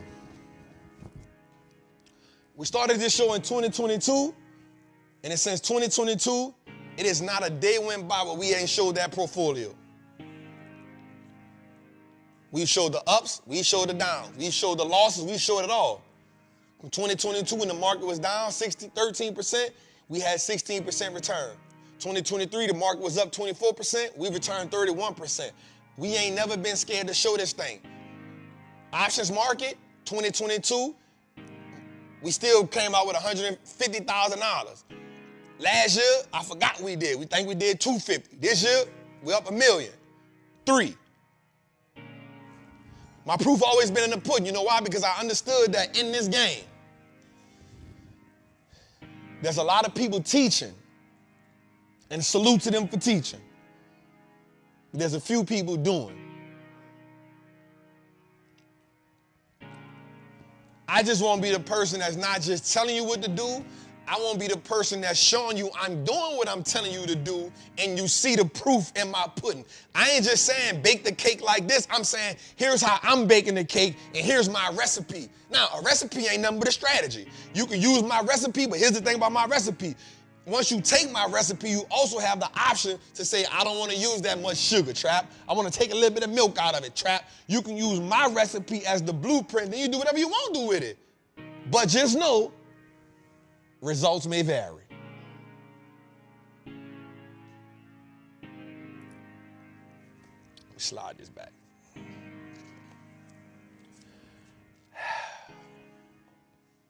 Tradition of poverty.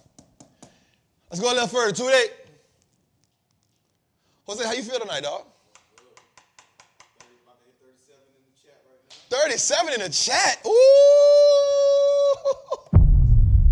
Hey, let's get the likes up, y'all. I appreciate y'all. We appreciate y'all, y'all. We appreciate y'all. We appreciate y'all. All right, so today, we definitely got to talk about this right quick. I had this wrote down, Jose. We got to talk about this right quick. It is about CrowdStrike. All right, so watch this. CrowdStrike reported earnings today. As of right now, CrowdStrike is up, I want to say 26% after hours, Jose. Let's make sure we got it down pat. All right. As of right now, CrowdStrike is up $71 after hours. It's up 23% in the night. Okay, today, can we go back to the options one that got CrowdStrike on it? It's gonna be the one that says CRWD. It's in a recession portfolio. Go a little further. It was one of them. Go a little further. All right, right here. So, right here, this is a play we put in the, hey, we be striking, cuz. So, watch this. We got the CrowdStrike play. We had a 310 call for September. Now, mind you, Jose, it's up $71 after hours, Jose. So now, my math ain't the best, right? My math ain't the best. So it's currently at $369. If we minus $71, that means today it was at $298 when the market closed, right? We done blew past. Right? We done blew. Now, let me see something, Jose. I forgot to go to the, let me see something. Let me see something, Jose. I want to talk to you for a second. We got to talk to our people for a second, Jose. All right, so let's see something. All right, so on the CrowdStrike play today, Jose, we up right now 19%. So a 23% gain is probably going to equate to something.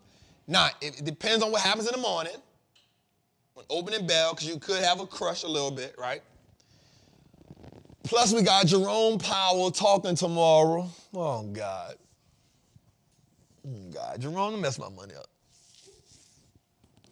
We got Jerome Powell talking tomorrow. This could potentially be up about 65% in the morning. Just opening bell. For all my trappers in the Patreon, let me see my people with the CrowdStrike in the Patreon. If you in there, put the fire in the chat. If you in the Patreon, shout out to my guy Hashim. If you in the Patreon and you got the CrowdStrike play, let me see some fire in the chat.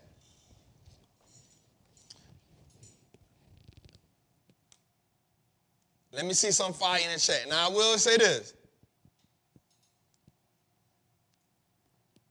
Oh yeah, we own it big time in the buy and hold for sure. Yep, 2 years ago. See, I be putting people on. Listen to me.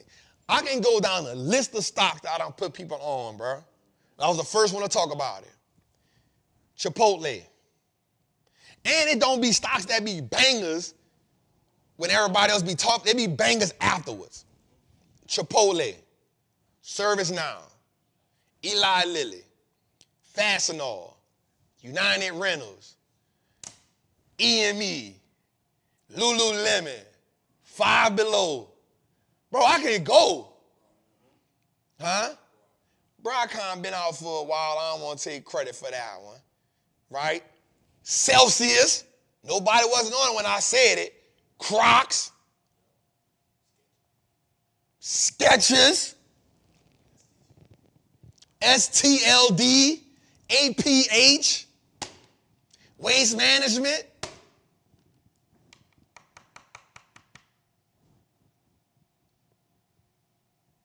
But you know. Viva Systems. But you know, they ain't gonna say it. They ain't gonna give me my. Anyway, that's the CrowdStrike play. If you're in the Patreon, you'll see the fire. Let's go. Now, all right, let's go back to the CrowdStrike Tootie. Now, I will say this, y'all. I will say this. I'm interested to see something.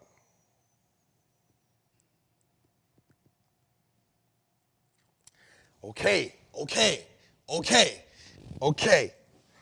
I am interested to see something, Jose.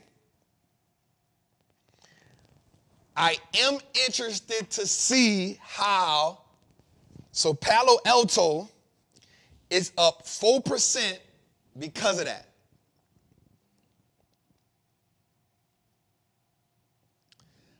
I'm interested to see how this play converts based on this.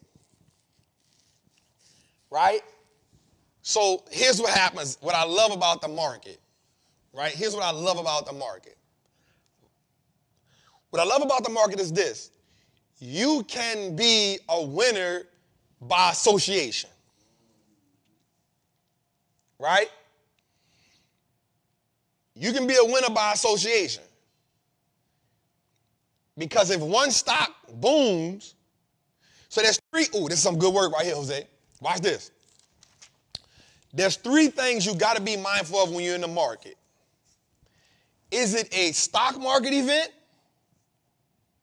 Meaning the whole market is affected by it? Is it a sector event, meaning it's just that sector? Or is it a company event? Those are the three things you got to be looking out for. Is it a stock market event that affects the whole stock market? Is it a sector event, meaning just this sector? Or is it just a company event? Right? If it's a stock market event, you don't got to put that much emphasis on it because the whole market is being affected. If it's a sector event, you got to be mindful because you got to understand where is your company positioned in that industry. Now, if it's a sector event, here's the dope part about that. If it's a sector event, then if one company in that sector does good, by association, in most cases, at least 60% of the sector is going to be going to catch backlash or frontlash because of it. Does that make sense, B? Right? So, now if it's a company event, it could drag down the sector, but that company itself will be affected even more. Prime example, cybersecurity. Palo Alto is the biggest cybersecurity company in the world, but because of those lawsuits, the company got dragged down. But because that company got dragged down, the ripple effects hit other companies in the sector, but it didn't hit it big. Caveat to that, because a market event happened at the same time today, we had a huge sell-off, everybody got pulled down. But CrowdStrike was one that I told people about 2 years ago, reported great earnings. As a byproduct of that, you see Palo Alto up. Let me see something. FTNT is up.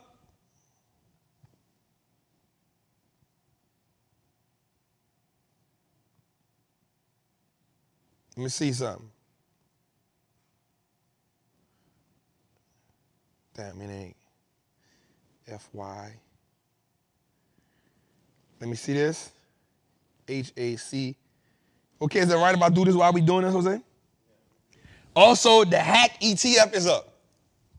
So if we look at the Hack ETF, we go to the top 10 holdings. Another one in there. Let's check it out. Let's check it out. Let's check it out.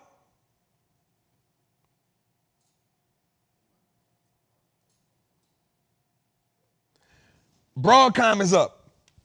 $32. Right? So we see three companies. We see three companies that are up based on four companies, Zscalers. We see four companies that are up based on one company reporting good earnings. Y'all see what I'm saying? You feel me? So one company, Palo Alto, had bad news around it. Everybody else got a little bit of it, but not a lot, because Broadcom, CrowdStrike, they were still moving. You got hit a little bit, but not a lot. But then we had a market event today. Everybody sold off. CrowdStrike reports earnings. What happened with CrowdStrike reports earnings? Everybody now get what? Watch the word I'm about to use, Jose. The euphemism. B. Huh? Huh? I dug in my word bag just now. I dug in my word bag just now. I like when I do that, B. I like when I do that, B. Jose wasn't expecting that one.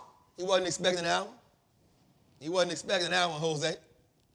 You feel me? You wasn't expecting that one. You wasn't expecting, I don't care. I don't care. So, because of that, everybody becomes a byproduct of that. Jose, was that good? That was a good breakdown? I should be trying to help my people out. Right? I want them to see that. So now we look at it. Look. Broadcom, number one. CrowdStrike, Fortinet, Okada, Cloudflare, Zscaler. They're in the top 10. They're in the top 10.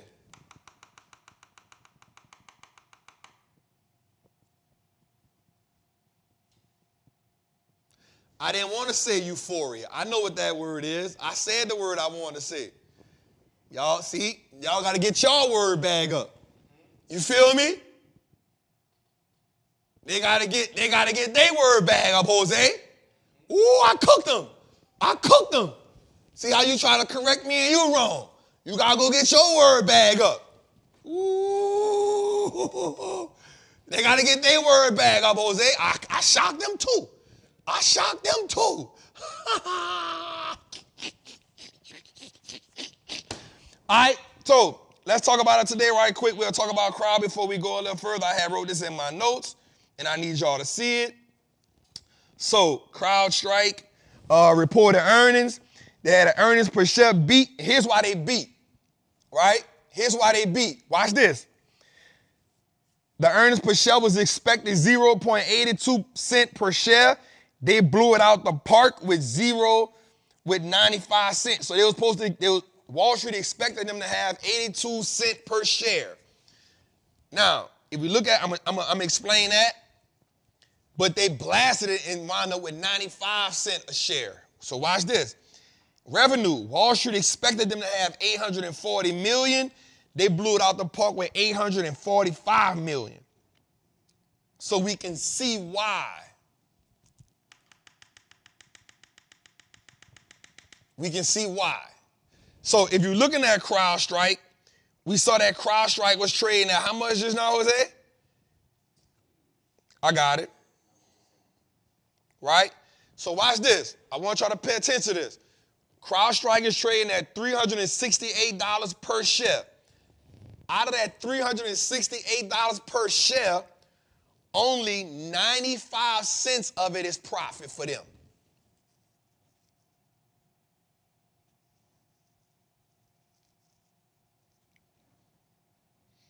When you think about company profit, they always going to do it on a per share basis. They always going to do it on a per share basis. So what you would do is you would take that 95 cent times however many outstanding shares they have, and that'll give you a whole number on how much profit they made. Come on, Jose. Come on, Jose. We cooking right. It's a master class. You're going to come here and learn. We're going to laugh. We're going to joke. I'm going to hit you in your spirit, but we're going to teach you. All right, let's go a little further. I don't want to stay on it too long. Go a little further, Tootie. I like that. All right, so here's what I want to do. I'm going to give you 7 rules to trade like Trap. I'm going to give you 7 rules. Get your pen and your paper. And it's important because this is a little secret sauce.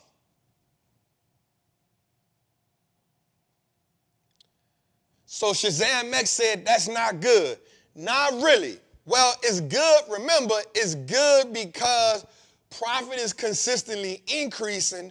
Remember, they gave us a timeline on why they wasn't profitable. Remember, it's a cybersecurity business, they're growing. Now, they only use it on a per-share basis to give you an idea. Everything is on a per-share basis. So it is a small company. It's kind of one of the smallest ones. So it is growing. Don't look at it as that, but they're growing. All right. So 7 rules to trade like Trap. Now, here's what I want to say to y'all.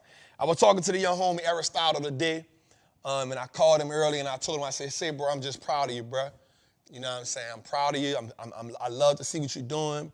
You know, just keep making people money, bro, doing it your way. And he was like, bro, I see what you're doing. I'm proud of you too, bro. You know, you like the OG. He said you the OG, bro. So I want to sit down and let's politic. So I was talking to the young king today. There's no hate in my heart, man. There's no hate in my heart, man. I'm going to be honest with you. I feel like everybody in this game, I think there's enough room for all of us to eat. I still buy information. So if somebody tell me, Jose, I laugh when people be like, oh, you make money off courses. I'll be like, so? I'm making a whole bunch of people money too. America make money for selling you cigarettes and hookah, but you still buy it. And you know it's killing you. They make money for selling you alcohol. You know it's eating your liver away. America make money for killing you. I'm making money trying to help you, but I'm doing the same thing I'm teaching you. I'm not doing nothing different.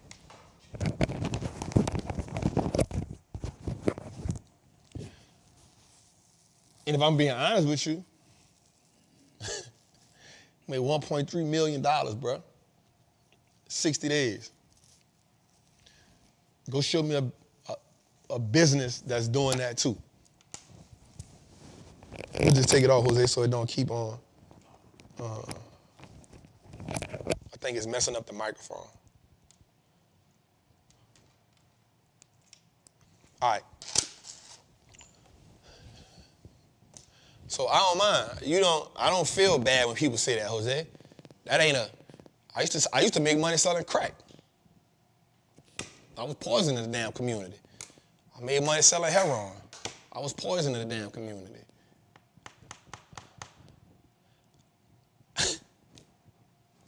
I don't think making money selling courses, I feel good about that. Because I'm helping people make money. So I don't think it's not an insult to me. You feel what I'm saying? And because I still buy them. I buy them. I buy courses all the time. Don't talk about them ads be working on me. Whoever be targeting me, they got the right one. Because they be targeting the piss out of me, cuz. Boy, they be targeting the piss out of me. I be mad. I be having to put my wallet in the other room. Because if I got it on me and a course ad pop up, you know what I just bought? I just bought Masterclass. Now, Nat been telling me, Trap, you don't got to buy it, you can use mine. But they caught me on a day where I ain't want to ask her for her login. And they hit me with we got a deal. I said, ooh, I want to get it anyway. I bought another one on preaching. How to dissect your message. I just bought Simon, what's the dude name? Simon Sinek? How to master the presentation. Let me get that. I buy them all the time, I buy them all the time. If you catch me, listen, if they catch me sitting in that theater, cuz, they got me. If they catch me sitting in that theater with my feet crossed and I scroll on that phone, they got me. I'm in the most comfortable position. They got me. And Apple's so slick, they got some of my information automatically in. So I gotta get my information on this goddamn phone. So they got me. Yeah. All you gotta do is look. No, here's what Apple hit me with. Go on, double click it on the side. Click it on the side. Look, she laughing. It's just double click it on the side. I be like, yep, that. I be like, damn, it got me again. Now I'm looking at the statement like, what that $99 is? Oh, damn. So I'm always buying courses. It's the cheat code. So anyway, 7 rules to trade like Trap. I'm gonna give y'all this, bro. Now, here's what I will say. I don't day trade. You gotta understand that these rules help me. I could have put this in the option masterclass, but I think I did, but I don't think I just put it in order like this. It's just spread out. Here we go. So the first one is wait for your entry. So what I should have said, number 1 should have been define your entry. So I should have said that. So let's put 7 rules to trade like Trap. Number 1, so put this when you write it down. Define and wait for your entry. Define and wait for your entries. Now, what that simply means is understand what are your entry points and then understand and wait for it. So one of the things for me in our options masterclass is there's a formula on when we enter stocks, when we enter trades. You know what I'm saying? So first one is wait, define. So put define in front of it.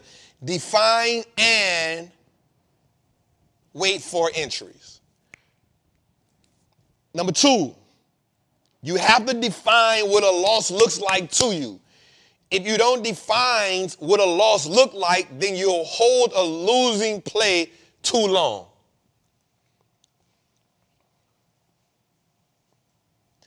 Define what a loss looks like to you, because if you don't define what the loss looks like to you, you'll hold a bad play too long. I see 6 Hustles, he made a great point in the chat just now. A bad entry will kill you every time. Now, here's the dope part about that. You can have a great entry and the trade can still go the opposite way. Depending on what the loss looks like to you, defines if you cut it or hold it. Because the game is not about trying to guess the right thing. It's about, Sean, what is this game about? What I talk to you about? It's about what? Position and probabilities. It's about position and probabilities. So if you define what a loss looks like, it ain't nothing for you to enter a trade at the right time and then something happen on the news that make your trade go the other way. It happens every day. But if you don't define what the loss look like, you'll panic in the moment or you'll hold on for it too long. So define your entries, wait for your entries, but also define what losses look like for you. I hope y'all getting this. Number 3, set profit points. For us, if we in that market, and I talked about this with my Patreon group, if we in that market, profitability for us looks like 100%. Profitability for us, the way I trade, because we do deep swings, which is 6 months, 8 months, 9 months. Leaps we go 10, 12, 13, 15, 2 years. I very seldom do 2 years. For me, it's going to be a year or less. Well, sometimes you can get to 14 months out. It depends on how the schedule's set up. So 10 months or better. 6 to 8 months is the deep swings we go for. It's because I like to buy time. But remember, I got my formula set up. So set your profit points. When are you taking profits? Set your profit points. You need to know when are you taking profits. If not, you holding your runners. Now, I don't mind you letting your runners run, but I also want you to take profits at a certain point so you can know, I bet this house money. Number 4, get clear on market sentiment. You must understand what's the temperature in the market. So it's kind of like a captain and he on a boat. We in choppy waters right now.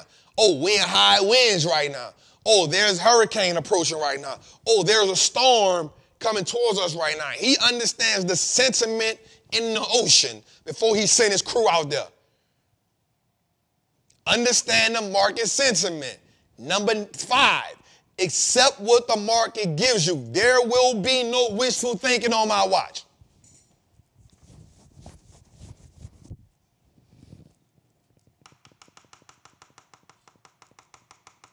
There will be no wishful thinking. There's no, I hope the market does this, or I hope this happens. Understand what the market is giving you and respect what's happening right here. Don't change the flow. I need to do this. No. What is the market giving me? This is what I need right here. I'm good. Do I want set sail? Do I want anchor? What we doing? Okay, this one here about to be good right here. Focus on the flow. All right, once you get clear on what the market is giving you, at this point, once I'm telling you, you should be ready to go in. Now, once you get in,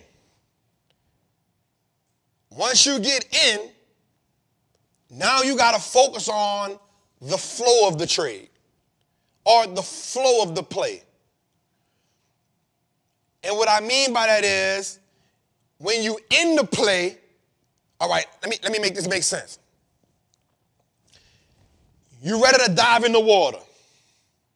Right, Jose? You standing on it, you like, all right, I'm about to dive. Everything you saw before you got in the water changes emotionally and mentally once you hit the water. Can we agree to that?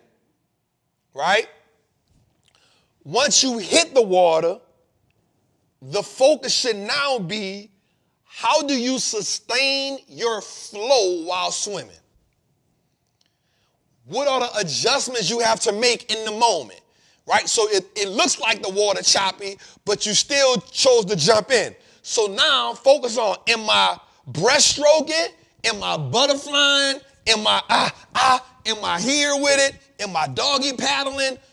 Am my breathing? I got to focus on the flow of the play so that I can specifically maneuver through it as need be.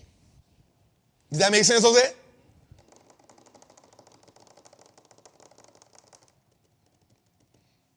Right? What adjustments do I need to make while I'm in this trade? Am I making sense? Let me get a we trapping in the comment if we making sense. Can I get a we trapping in the comments if we making sense? Can I get a we trapping in a comment if we making sense?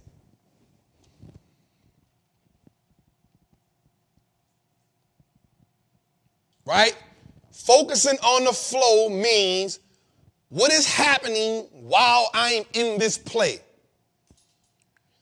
I'm not just in the play, now I'm going by my business and I ain't. What is happening in this play? Okay, let me make it really make sense. What is going on in the news?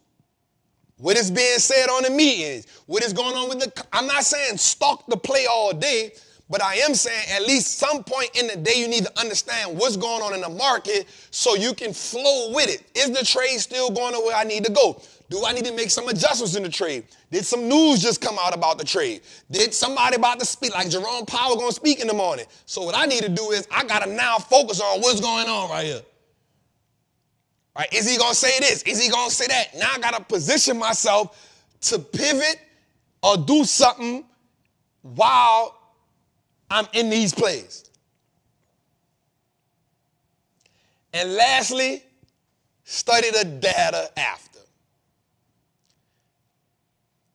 And that's just simply saying, once I exit the trade, once I took my profits, whatever I need to do, I need to journal this so I can study everything that happened so I can have a mental Rolodex and a physical Rolodex on these plays. As a trapper, you need to have a blueprint of every play you've made. When you entered, when you took profit, when you exited, when you lost, and you need to write some type of story around it so you can revert back to that every time you're in a situation. This should be your blueprint.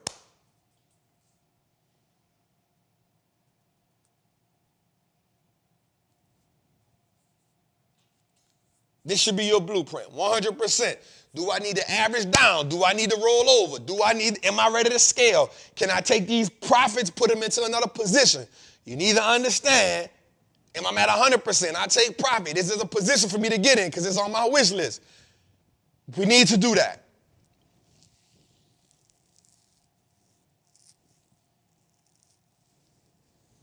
Seven rules to trade like trap. Let's go a little further. All right, and now I want to give you a blueprint. I'm going to hit you with back to back. You feel me? Keep your pen in your paper. I feel sorry for the 100 people that love Jose. All right? Here's what I want us to look at. I want you to define, here's my blueprint. So if you're looking for, so not only did I give you a trade like trap, now I'm about to give you an investor blueprint that you can, dang, it's a master class. Boy, my line is crispy on there, boy. I don't got no chalk, dog. That's a little on the side. That's the clip was biting, dog. Ain't no chalk, boy. Damn, that haircut fresh, boy.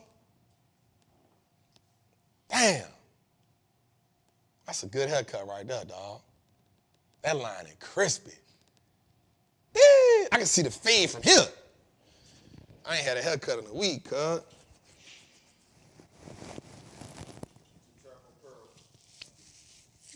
Let me say something too, bro. It's hard to find a good barber in Atlanta. I ain't gonna lie. I'm not saying nothing against the barbers here. But boy, them barbers in New Orleans be cutting, cuz. Them boys in New Orleans got me spoiled. Now let me say something. Atlanta barbers are good at grooming you. They're going to give you an experience. They're going to make sure they got the right cape. They're going to give you the right, you know, you might get a facial, hot towel. They're going to have the fancy devices. In New Orleans, they're going to treat you like shit. But they're going to cut your hair. They're going to talk to you crazy. Man, stupid ass, man. Get in the chair, man. I got time. You late, my nigga. But they going to cut you, my dog. Every time I get a haircut in New Orleans, I feel like it ain't a woman I can't pull. I ain't going to lie. I get a haircut in New Orleans, boy, look, I'm on it. I'm going my move.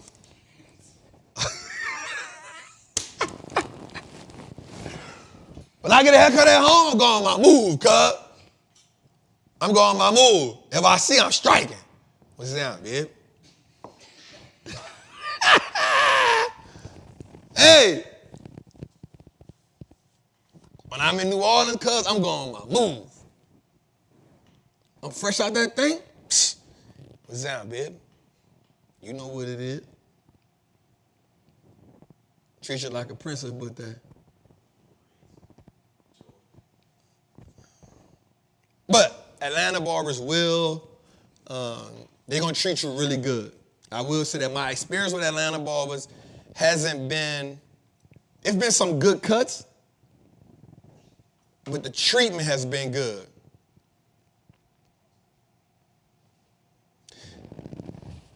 But in New Orleans, it's just the way, them boys been cutting hair since they was 3. On a creek, nigga, for $20, $10. You know what I'm saying? Boy, pick up a pistol and a clippers at the same time.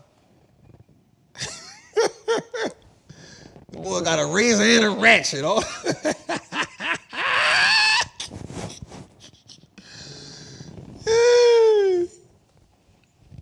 right, let's go a little further, man. For sure, I want you to be my little you hear me? Go back one, go back. I be looking rough, but I wanted to grow this time, I ain't gonna lie. I just wanna grow it out. I know it's hard because I'm always on camera, but y'all might have to just thug with me for a little while. Nah, my dog. Nah, that's PG counted. That's PG counted. You talking about with the little? Nah, it's PG counted, dog. All right, let's go. Shout out to my Atlanta barbers, man. Y'all sweet, man. I wish New Orleans dudes picked up the groomsmanship that y'all have. They'll be a next level. They'll be next level. All right, let's go. The Trap Blueprint on finding great companies. Right? 1, define the type of investor that you are. You got to understand who you are as an investor. Like, who you are. Am I a dividend investor? Am I a growth investor? Am I a value investor?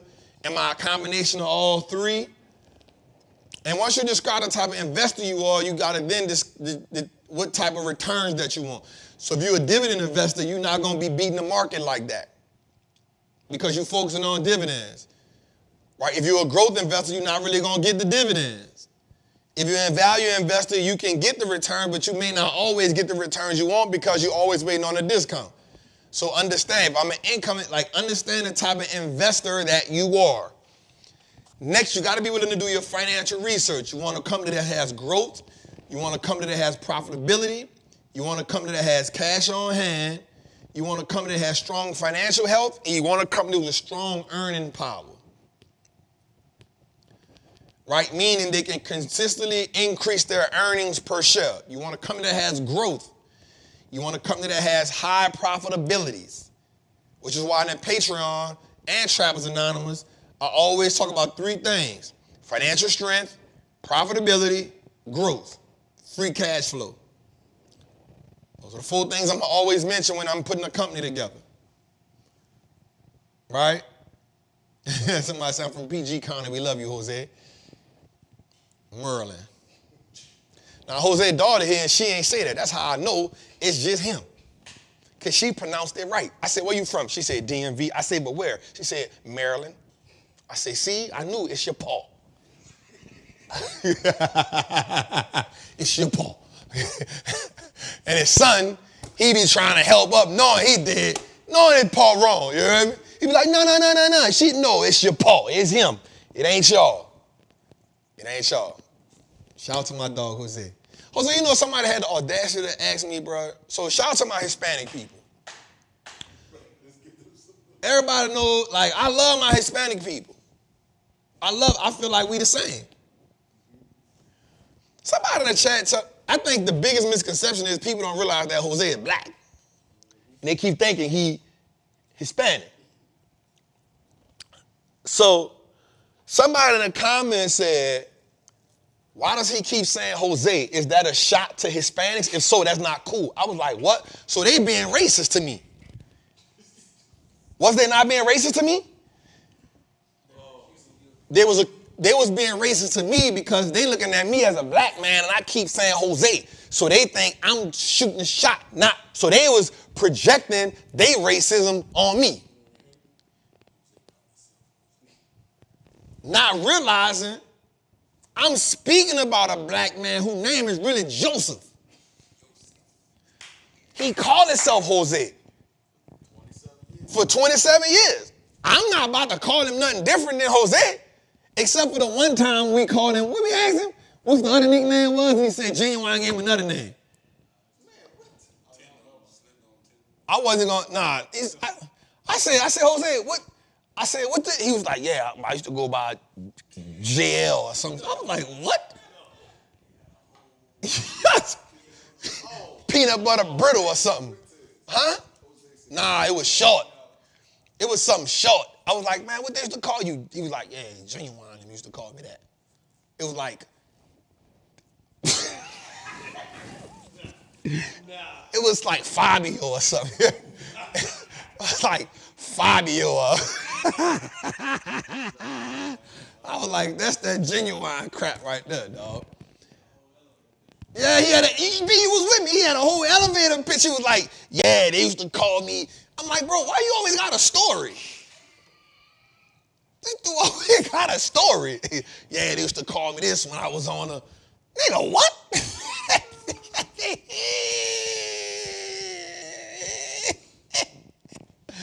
Anyway, let's go a little further. All right, so next you need, boom, I need you to understand management. A great management has high ROIC. A great management has great ROA and ROE. Also can generate free cash flow. Also, you must understand how to value a business, and then that valuation allows you to understand the price you gotta pay for the brand. Let's look at those right quick. Value the brand. Let's go a little further, Tootie.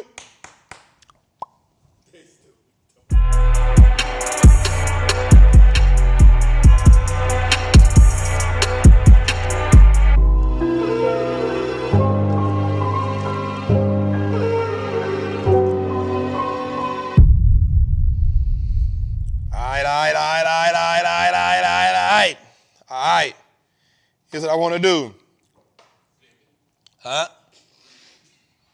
want to get into this last episode. I'm sorry. I want to get into this episode that y'all love called Flushing and Flipping. Jose, I think this was a great addition to the show. The only thing different I like a little more was adding Build Your Trap House when we was on tour.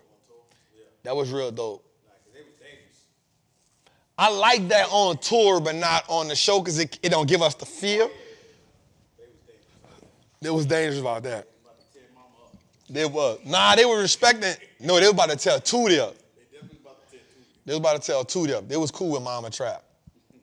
Shout out to my mama, man. I love her, man. My girl been doing so good, bruh. She been doing good, dog. She been reading her books. You know, she been taking her NAD shots. Shots got her feeling good, huh? I'm telling you, cuz, them shots. Well, she don't take the shot. I let her take the IV drip. So she get 750 milliliters. Bro, let me tell you something. So I took the shot in my hip.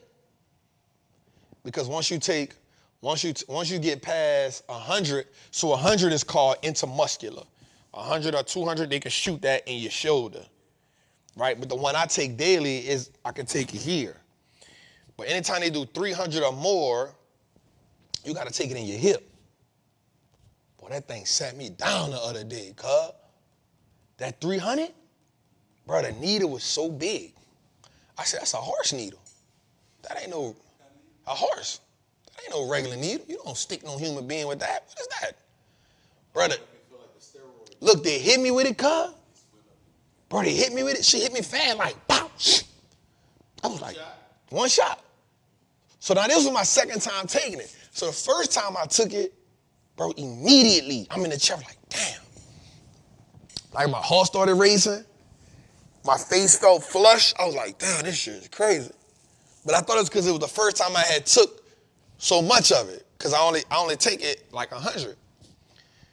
Bro, so I went to reading, like, what's the side effects and all that. It was like nausea. You might feel flush. And anybody who tell you you should read the NAD. Read up on it, right? Bro, the second time, I'm like, all right, this is my second time doing it. You know, I ain't tripping. I'm going to be all right. Bro, she hit me with it, boom. So she was like, how you feel? I'm like, man, I'm good, it's all right. Bro, I went and got in the car. Nigga, I had to sit. I said, ooh. Boy, I ain't driving this car like this. I just put the seat back, cuz. Man, I'm not even moving, cuz. Bruh, that's a lot, cuz. Boy. But then I was talking to Miss Cheryl today, and she was saying she takes 750 milligrams a week. But she take it in the IV. And that's why my mama got to sit there for 3 hours. Because when they drip it in you, they can't shoot it in you. When you take so much, my mom sit there for 3 hours. But she take the NAD, she take the B complex, she take magnesium, she take zinc, and I think I got her on the amino acids. So I paid something like $9,000 for 15 sessions. But I like it because I see the difference in her. And it's like her fourth one. Nah, she on point, dog. She on point. She on point. And I looked it up, and the maximum amount you can take at one time is 1,000. The maximum amount you can take one time is 1,000 milliliters, but they got to give it to you in the IV. They can't give it to you in a shot. So, bruh. But you see her, cuz? Bro, my mama be smiling, cuz. She be having that energy. That's how I know it's working. Because she ain't look like that in a while, dog.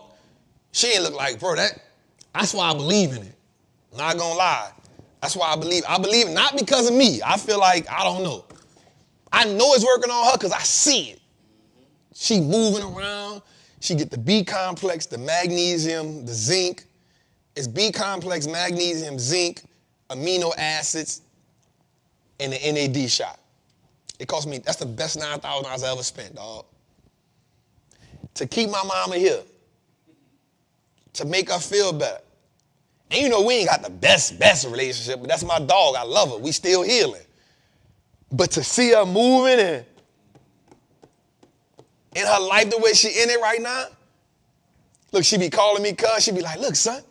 I said, yeah, that shit working. I'm going to sign up for 15 more, yeah? I'm going to sign up for 15 more. I'm going to keep, cuz said, keep her ass over there. She going to come here and run you to She going to come here and run you to death, you heard me? All right, let's get into it. Today, let's get into let's get into it, man. Our first one on the list, Jose, is Stryker, ticker symbol SYK. All right, so Stryker, it is a medical technology company which engages in the provision of products and services that help improve patient and healthcare outcomes. It operates through med surgery, neurology tech, and orthopedics. The company deals with navigating systems, communication systems, patient handling, emergency medical equipment, intensive care disposable products, clinical communication, workflow solutions, and treatment of acute and homogenetic. What is that? Stroke. Homogenic stroke. Traditional brain and open skull based surgery procedures. Damn. Don't crack my skull open. Jeez. All right, let's go. With Striker, we got, hold up, I gotta give y'all some information that I'm lacking. All right, Strike is up 18% year to date, and it's up 30% last year. Are we flushing it or are we flipping it, Jose? 76%. We running. You're running is good. I like that.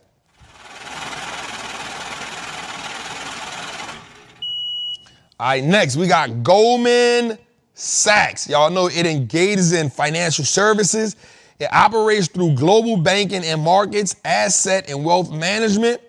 The asset management relates to direct-to-consumer banking businesses, which includes lending, deposit, and taking, and investing. It also is an underwriting business. It is up 2% year to date. It was up 9% last year, and it pays a 2.7% dividend yield.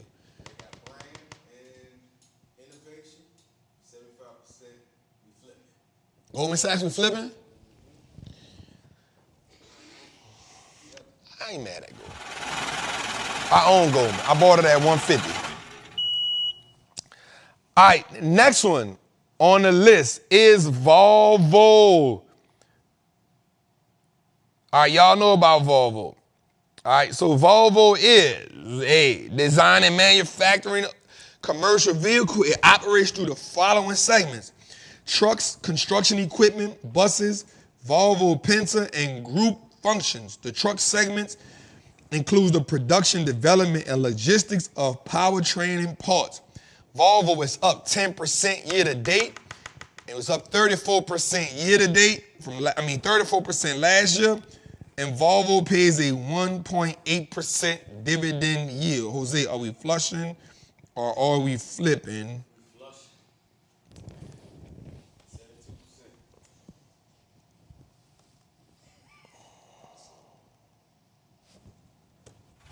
I'm gonna flip Volvo. 10% year to date, 34% last year. I ain't mad at him. All right, this one about to be tricky. Simon Property Group, SPG. It is a self-administered and self-managed real estate investment trust. It's a REIT, which engages in the ownership, development, and management of shopping, dining, entertainment, and mixed-use destination, which consists of malls, premium outlets, and mills. The company was founded by Fred Simon, Herbert Simon, and Melvin Simon in 1993. If you're in Atlanta, Phipps Plaza, Lenox Square. If you're in Houston, the Galleria. I see the name. The stock is up 5% year to date. It was up 20% last year, and it pays a 4.89% dividend yield. Are we flushing or are we flipping, Jose? Flip, but the people say it flush right now. It's close. Let's go. They fighting. They fighting. They fighting. But right now, we still flush. I'm gonna flip it. You know why? If you invest in Simon Property Group, you get that dividend, but you're not buying this company for crazy performance. You buying this company for the 4.8 dividend yield. You're not looking for it to always beat the market. You're looking for a positive return on it. And it's understanding the dynamics of the business. So I ain't mad at that. The next one, CEG, which is Constellation Energy. It engages in the generation, supply, and marketing of clean energy and renewable energy products and solutions. The firm also offers wholesale energy, retail products and services. It operates under the following geographical segments: Mid-Atlantic, Midwest, New York, Electric Liability, and Council of Houston. The company is up 51% year to date. God damn. This year. And it's up 125% last year.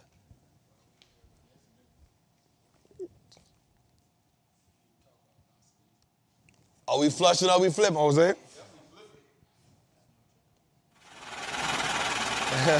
Sean said we ain't got no choice. All right, next on the list. Copart. All right.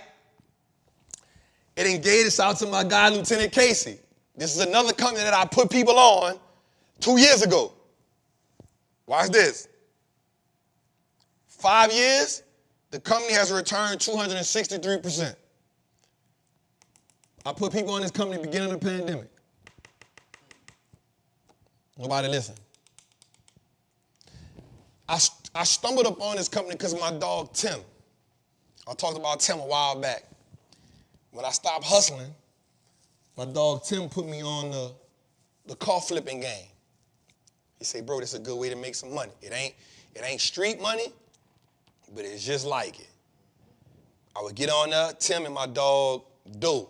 Doe was one of my OGs. I would get on those car auctions, and it's free. It's free to get on. You don't need a license or nothing. I would get on the car auction with them. I would look at cars all week, dog. And because I lived in New Orleans, I would get on a car auction from New Orleans, Baton Rouge, Mississippi, Alabama, and Texas. I would find the cars. I would pay for them to come to me. I would pay for them to get it shipped to me. Tim and Doe told me one thing. You need two things. This is not racist.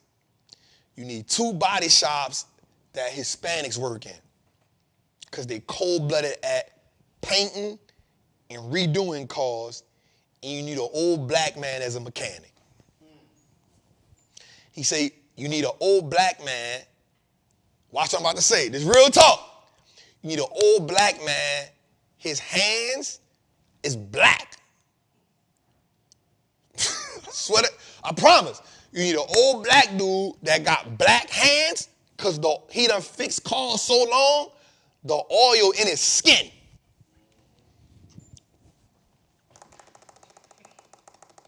And what I went and did, I went and got 2 body shops that was ran by Hispanics.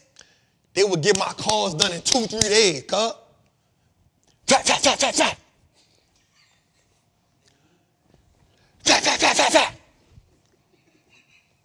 Listen, man, them boy Miguel, man, listen. And I had Mr. Otis and Mr. Earl.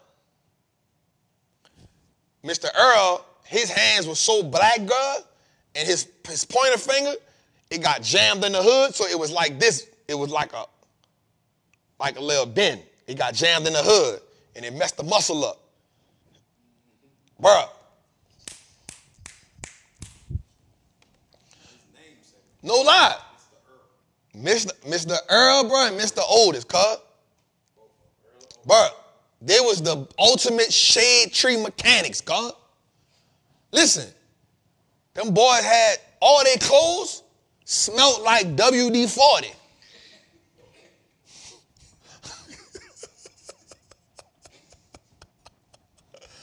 I promise. All their clothes smelled like WD-40 or some type of fluid. And by the time they finished with it might have looked like trash, but by the time I got it to Miguel and his cousin, by the time I got it to their shop, 3 days. 3 days.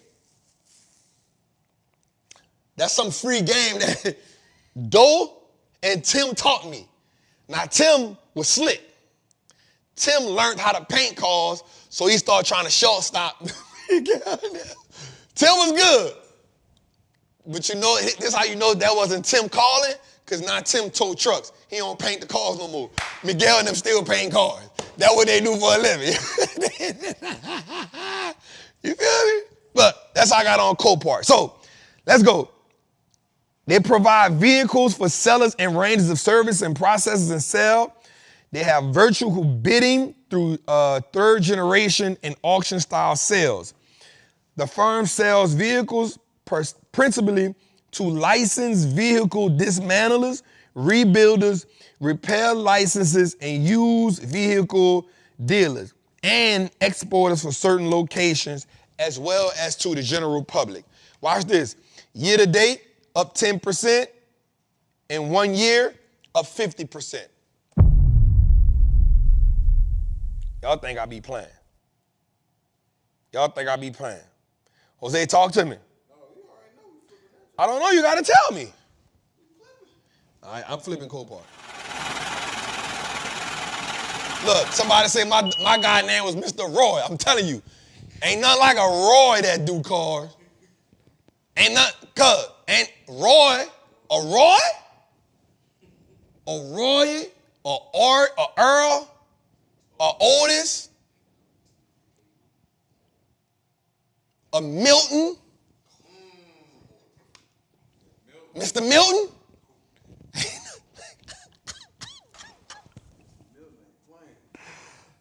Whoa! And the cigarette hanging out his lips. Come on, man.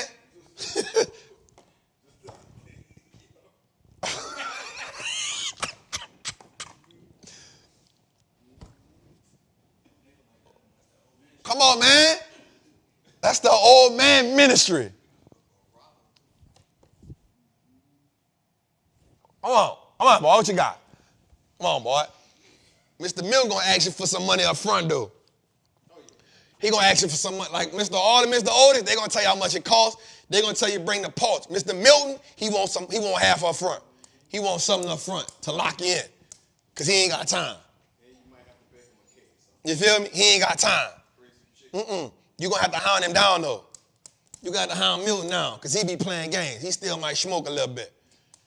He still smoke a little bit. Milton still smoke a little bit. He functioning. He a functioning user. Recreational user. Mr. Milton, recreational. Mr. Charles Cole. Oh, Mr. Charles. Hey. Mr. Charles. Ooh. All right, let's go a little further. I'm telling you their name, boy. Mr. Charles still drink Jack and Coke. Mr. Charles, he drank E&J. That's what he drank. Mr. Charles drank E&J. Mr. Charles drank E&J, boy. Mr. Charles wore the overalls with no shirt on underneath. Hey, Mr. Charles wore the overall. Mr. Charles wore the he got the overall with no shirt on it. Mr. Charles, I don't want to see that with the nappy gray hair in the front. You don't get that shirt on. All right, bro, we tripping, man. God damn. God.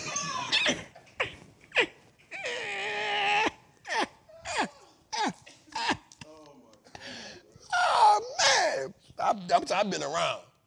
I've been here for a minute, cuz.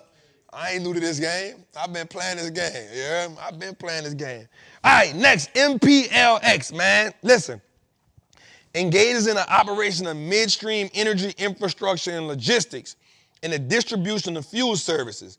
It operates through the logistics and storage and gathering and processing segments. Watch this. The logistics and storage segment transports, stores, distributes, and markets crude oil, asphalt, refined petroleum, and water. The gathering process gathers, processes, and transports natural gas and transports natural gas liquids. Listen, year to date, the stock is up 8%. In 1 year, it's up 14%. It pays an 8.23% dividend yield. What we doing, Jose? I like it. All right, let's speed up, man. Let's speed up. Tootie getting pissed off back there. I know it. All right, Martin Marietta. All right. Now, this company, Martin Marietta Materials, engages in the provision of aggregates, including crushed stone, sand, and gravel, through its network and quarries of distribution yards. It operates through the following geographical segments: East Group and West Group. The East Group provides aggregated aggregated products only. The West Group offers aggregates as well as cement, downstream products including mixed concrete, asphalt, and paving services. Year to date, the company is up 22%. And in 1 year, the company is up 65%. In 5 years, the company is up 213%. Tonight been a good night. Tonight been a good night. All right, last but not least, HWM. All right, now, this company is engaged in the development and manufacturing of lightweight metal products. It operates through the following segments, Jose. Engine products, fastening systems, engineered, structured, and forged wheels. The engine products segment produces investment casting, including airfoils and seamless rolled rings, primary and aircraft engines, and industrial gas turbines. The fastening system segment is involved in the producing aerospace fastening systems and commercial transportation fasteners. Basically, it works on engines for airplanes and stuff. Basically what that is. Year to date, up 26%. Last year, up 55%. Damn. Let's run it. I like it.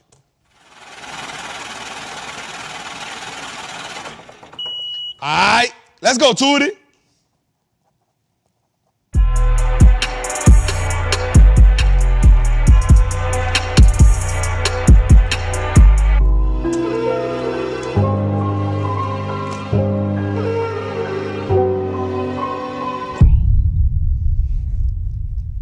All right, man, let's get into our next segment, man. 1-800-TRAPPIN hotline. Let's go, baby.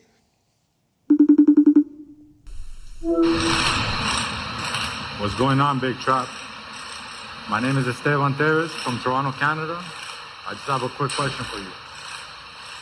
How can we use our portfolio to get a loan from the bank, if that's possible, using it as collateral? Salute to you, big dog. I respect my dog. He in the trenches. He said, hey, I gotta do it while I'm on the people. I gotta do it while I'm on the people. He going after freedom. I'm not gonna lie to you, my dog. That ain't nothing I'm real familiar with. And if I'm being truthful, it ain't nothing that I would really do.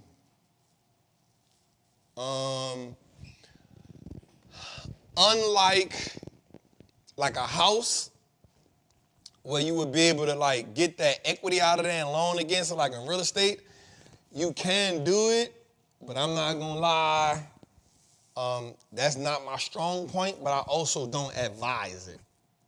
Loaning against your stocks as collateral. You can do it, but I don't advise it. But I wouldn't be the one to give you that. But I will say this, Jose, we got a lot of people coming in from Canada lately. I've been checking that out, bro. We got a lot of Canadians been tapping in. I gotta find a way to holler at Drake, dog. He the only one can get me in. He got Meek in, he got Yo God in him in. I think he got Gucci Man in. Canada one, Canada said we got enough of y'all over here. I didn't realize they was getting to it in Canada like that.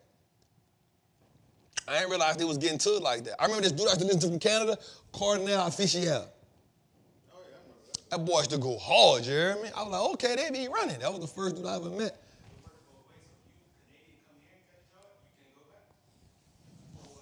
You can't go back to Canada? Cause they don't want that over there. They get busy over there. I didn't know they were getting busy over there like that.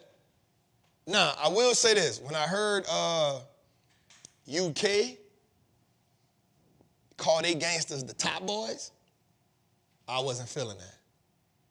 Top boy. Wasn't feeling that in the UK. All right, let's go a little further, Tootie.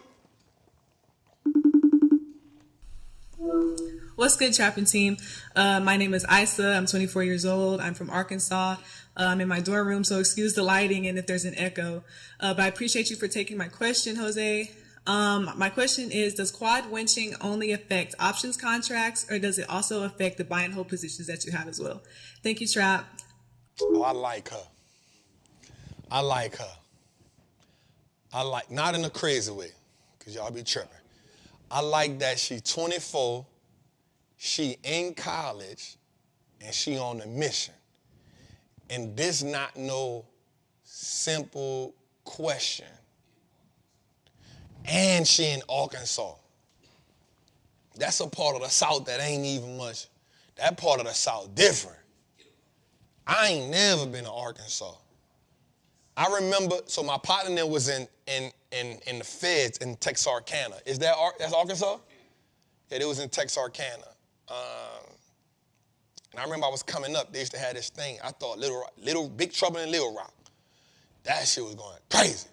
All right, but let me ask you a question, Queen. Yep. So remember, option contracts are affected because the underlying asset is an actual stock.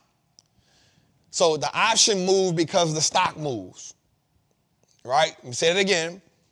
It does affect it because the option contract is a byproduct of the underlying asset, which is a stock.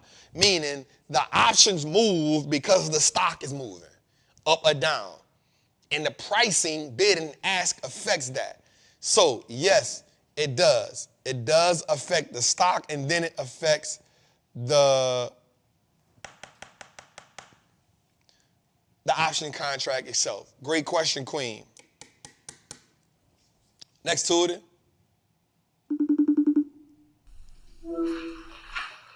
What up, Trap? Long time no see. I currently have $720 in my E-Trade account. Is that enough to start option trading? Let me know.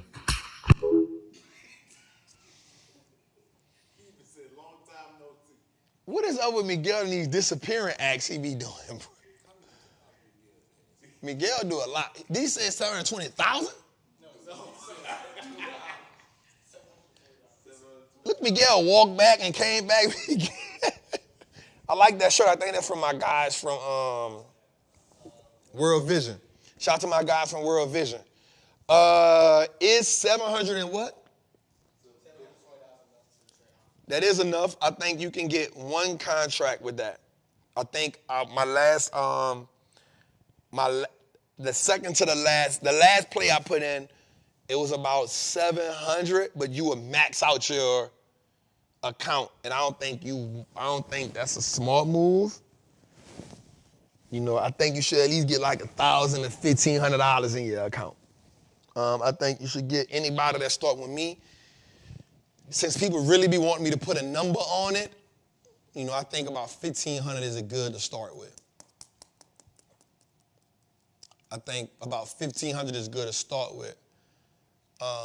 Like I said, the last contract we got, it was about $800, but I would never want you to put your last in account. So at least $1,500 to help you split the difference, you know what I mean? So I think about anywhere between $1,000 and $1,500. I think $1,500 to be good to start with, for sure, for the type of stuff we doing. So I like that. Let's go a little further, Tudor. Hey, Trap. My question is, so when you get into an option play, say, you ain't gonna believe this, I got into Crocs. Right, I know, I understand. Anywho, if the price drop, because I got into a call that was $3 and it dropped to like $2.16. Should I exit or just wait for it to ride back up? I don't know if I'm saying my question right. So basically, what I want to know is, if I buy the option call at $3 and it dropped to say $2.18, should I cut my loss and get out of that play and re-enter, or just write it out? Because I feel like, maybe I answer my own question, because I feel like that would be stupid considering the fact that I would lose money. Just, you know what I mean? So I'm not sure if I said that right. I'm a little nervous because it's like, freaking love you, dude. But anyway, yeah. I rock with her. I rock with that. Nah, Queen was good. Don't be calling here whispering to me like that either, you hear me? Don't be calling here hitting me with, huh? Yeah, don't be calling here giving me that Sade voice. Don't be giving us that over here, you hear me?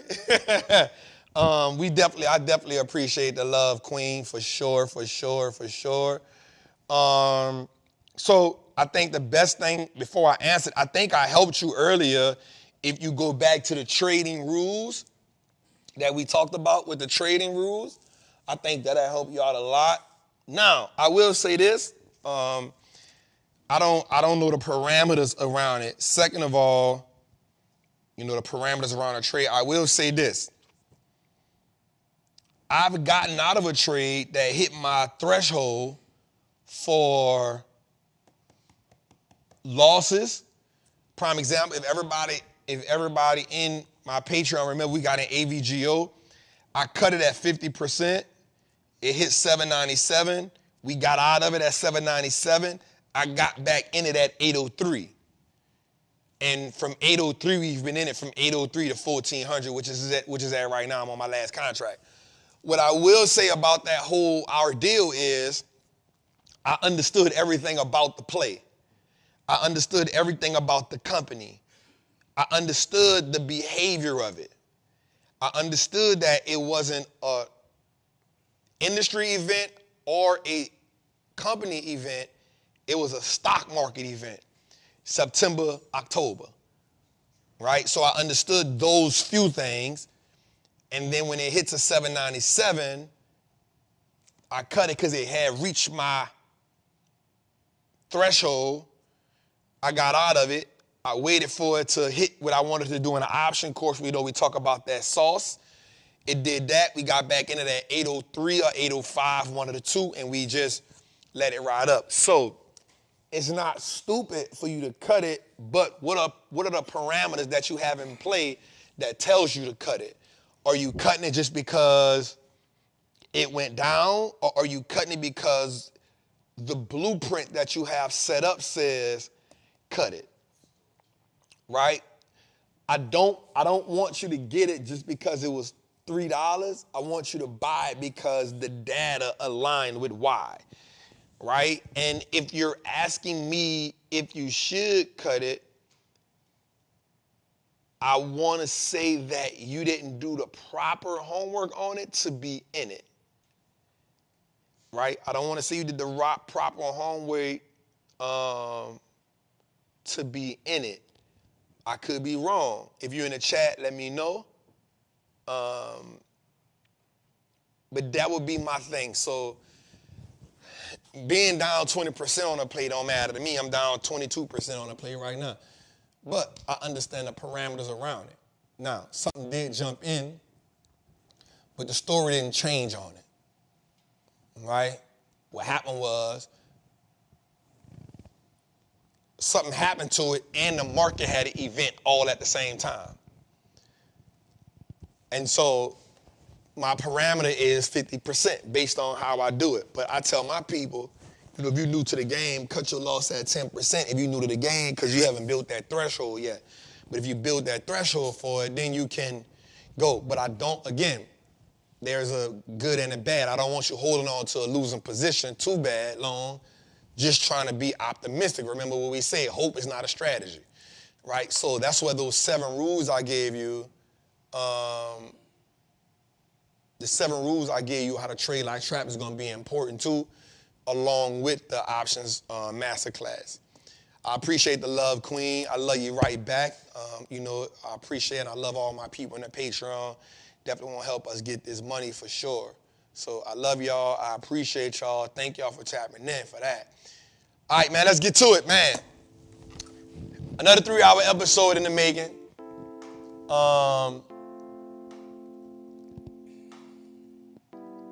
Metamorphosis. You cannot fulfill an obligation if you aren't committed to the vicissitudes of the journey. lot of times we're so focused on the profit and the end result that we forget what the process looked like to get us there. The process that we must go through, the pruning, the crushing, that's what helps us develop character.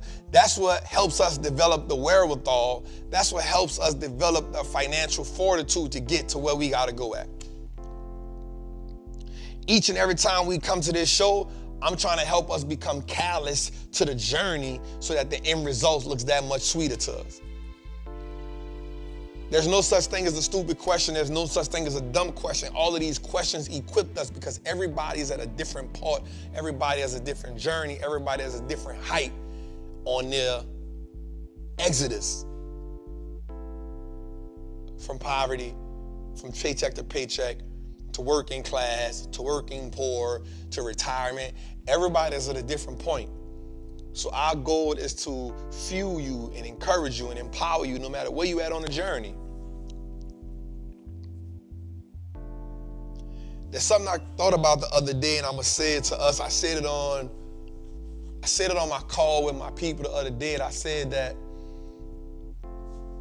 the same DNA that's in 100 contracts is the same DNA that's in one contract. The same DNA that's on 100 shares is the same DNA that's in one share. And I came up with that process, and I came up with that thought concept. I was listening to a sermon by T.D. Jakes, and he was talking about the woman who was waiting, the woman of Samaria who was waiting at the well. And she was talking, and Jesus called her a dog. And she said, "Yep, I am a dog, but guess what? Even a dog eat crumbs. And I just want the crumbs." And Jake said something that was so powerful. He said, because she understood that the same dough, the same eggs, the same milk that's in the whole loaf is in the crumb. And I had an epiphany. The same profits that's in 100 contracts is the same profits that's in one contract. The same profits that's in 100 shares is the same profits that's in one share. The goal is to build a loaf from crumbs.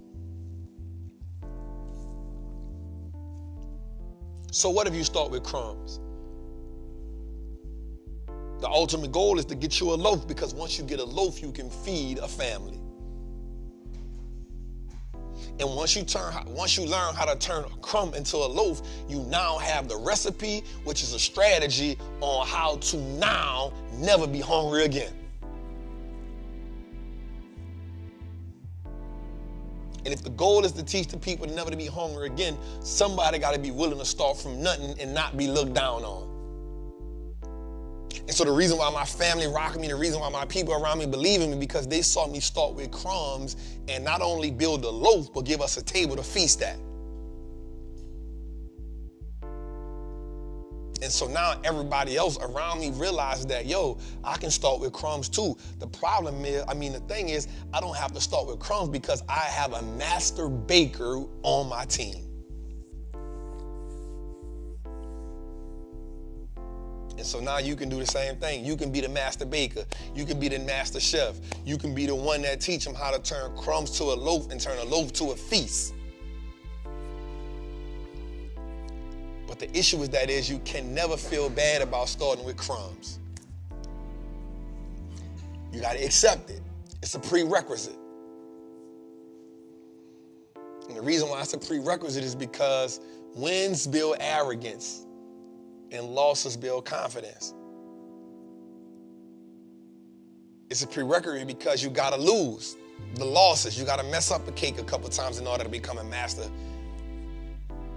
You got to crash a few cars to become a master driver. You got to miss a few layups. You got to miss a few shots to become a pro athlete. You got to drop the ball a couple times. You got to throw a couple interceptions. You got to, all the things that people look down on. How can you say started from the bottom? We keep looking for that. We keep looking down on people at the bottom. But the goal is to be the last person to get it out the mud so that everybody else can get it out the market. But we can't be afraid to be in the mud. So tonight I want us to have a metamorphosis. Tonight I wanted us to break those traditions of poverty. Tonight I want you to transform into a master baker, a master money printer, a certified Wall Street trapper. And that's the goal. The goal is to help us turn into certified Wall Street trappers. It's your boy, the Wall Street Trapper. Welcome to episode 85 of Trappin' Tuesdays. Jose, we got 15 more episodes before we hit 100. That is truly a milestone. All right, man. Listen. I want y'all to get y'all Trapper Apparel Inc., man. Go to Trapper Apparel Inc. George got the hats. Get them before they run out. We only got about 200 of the hats on deck. He is sending them out now. He been shipping them. Also, man, go to Trappin' Tuesdays on Apple Podcasts, on Spotify, on Google Play. Man, put it on automatic download, man. Put it on automatic download. Make sure you download as many as possible. Thank y'all tonight. We hit about 3,700 people in the chat. I think our high is 4,000. Our goal is to reach 5,000 people before the end of the year. That's when I know we cooking with Crisco, you heard me? Fish scale, not oil base. What we got, Jose? We got a couple things coming up soon. We about to introduce everybody. We about to bring back the live. In person, it's gonna be for 55 people only. The price is gonna be $197. $197. Come get it in person. Y'all know ain't nothing like that. Yep, you wanna come join the crew, man? Come join Trappers Anonymous. Come join Patreon. Click the link below. After that, man, I love y'all. I appreciate y'all. Same time, same place next week, man. I'll see you on the Trap 2 Day. Take us home, baby.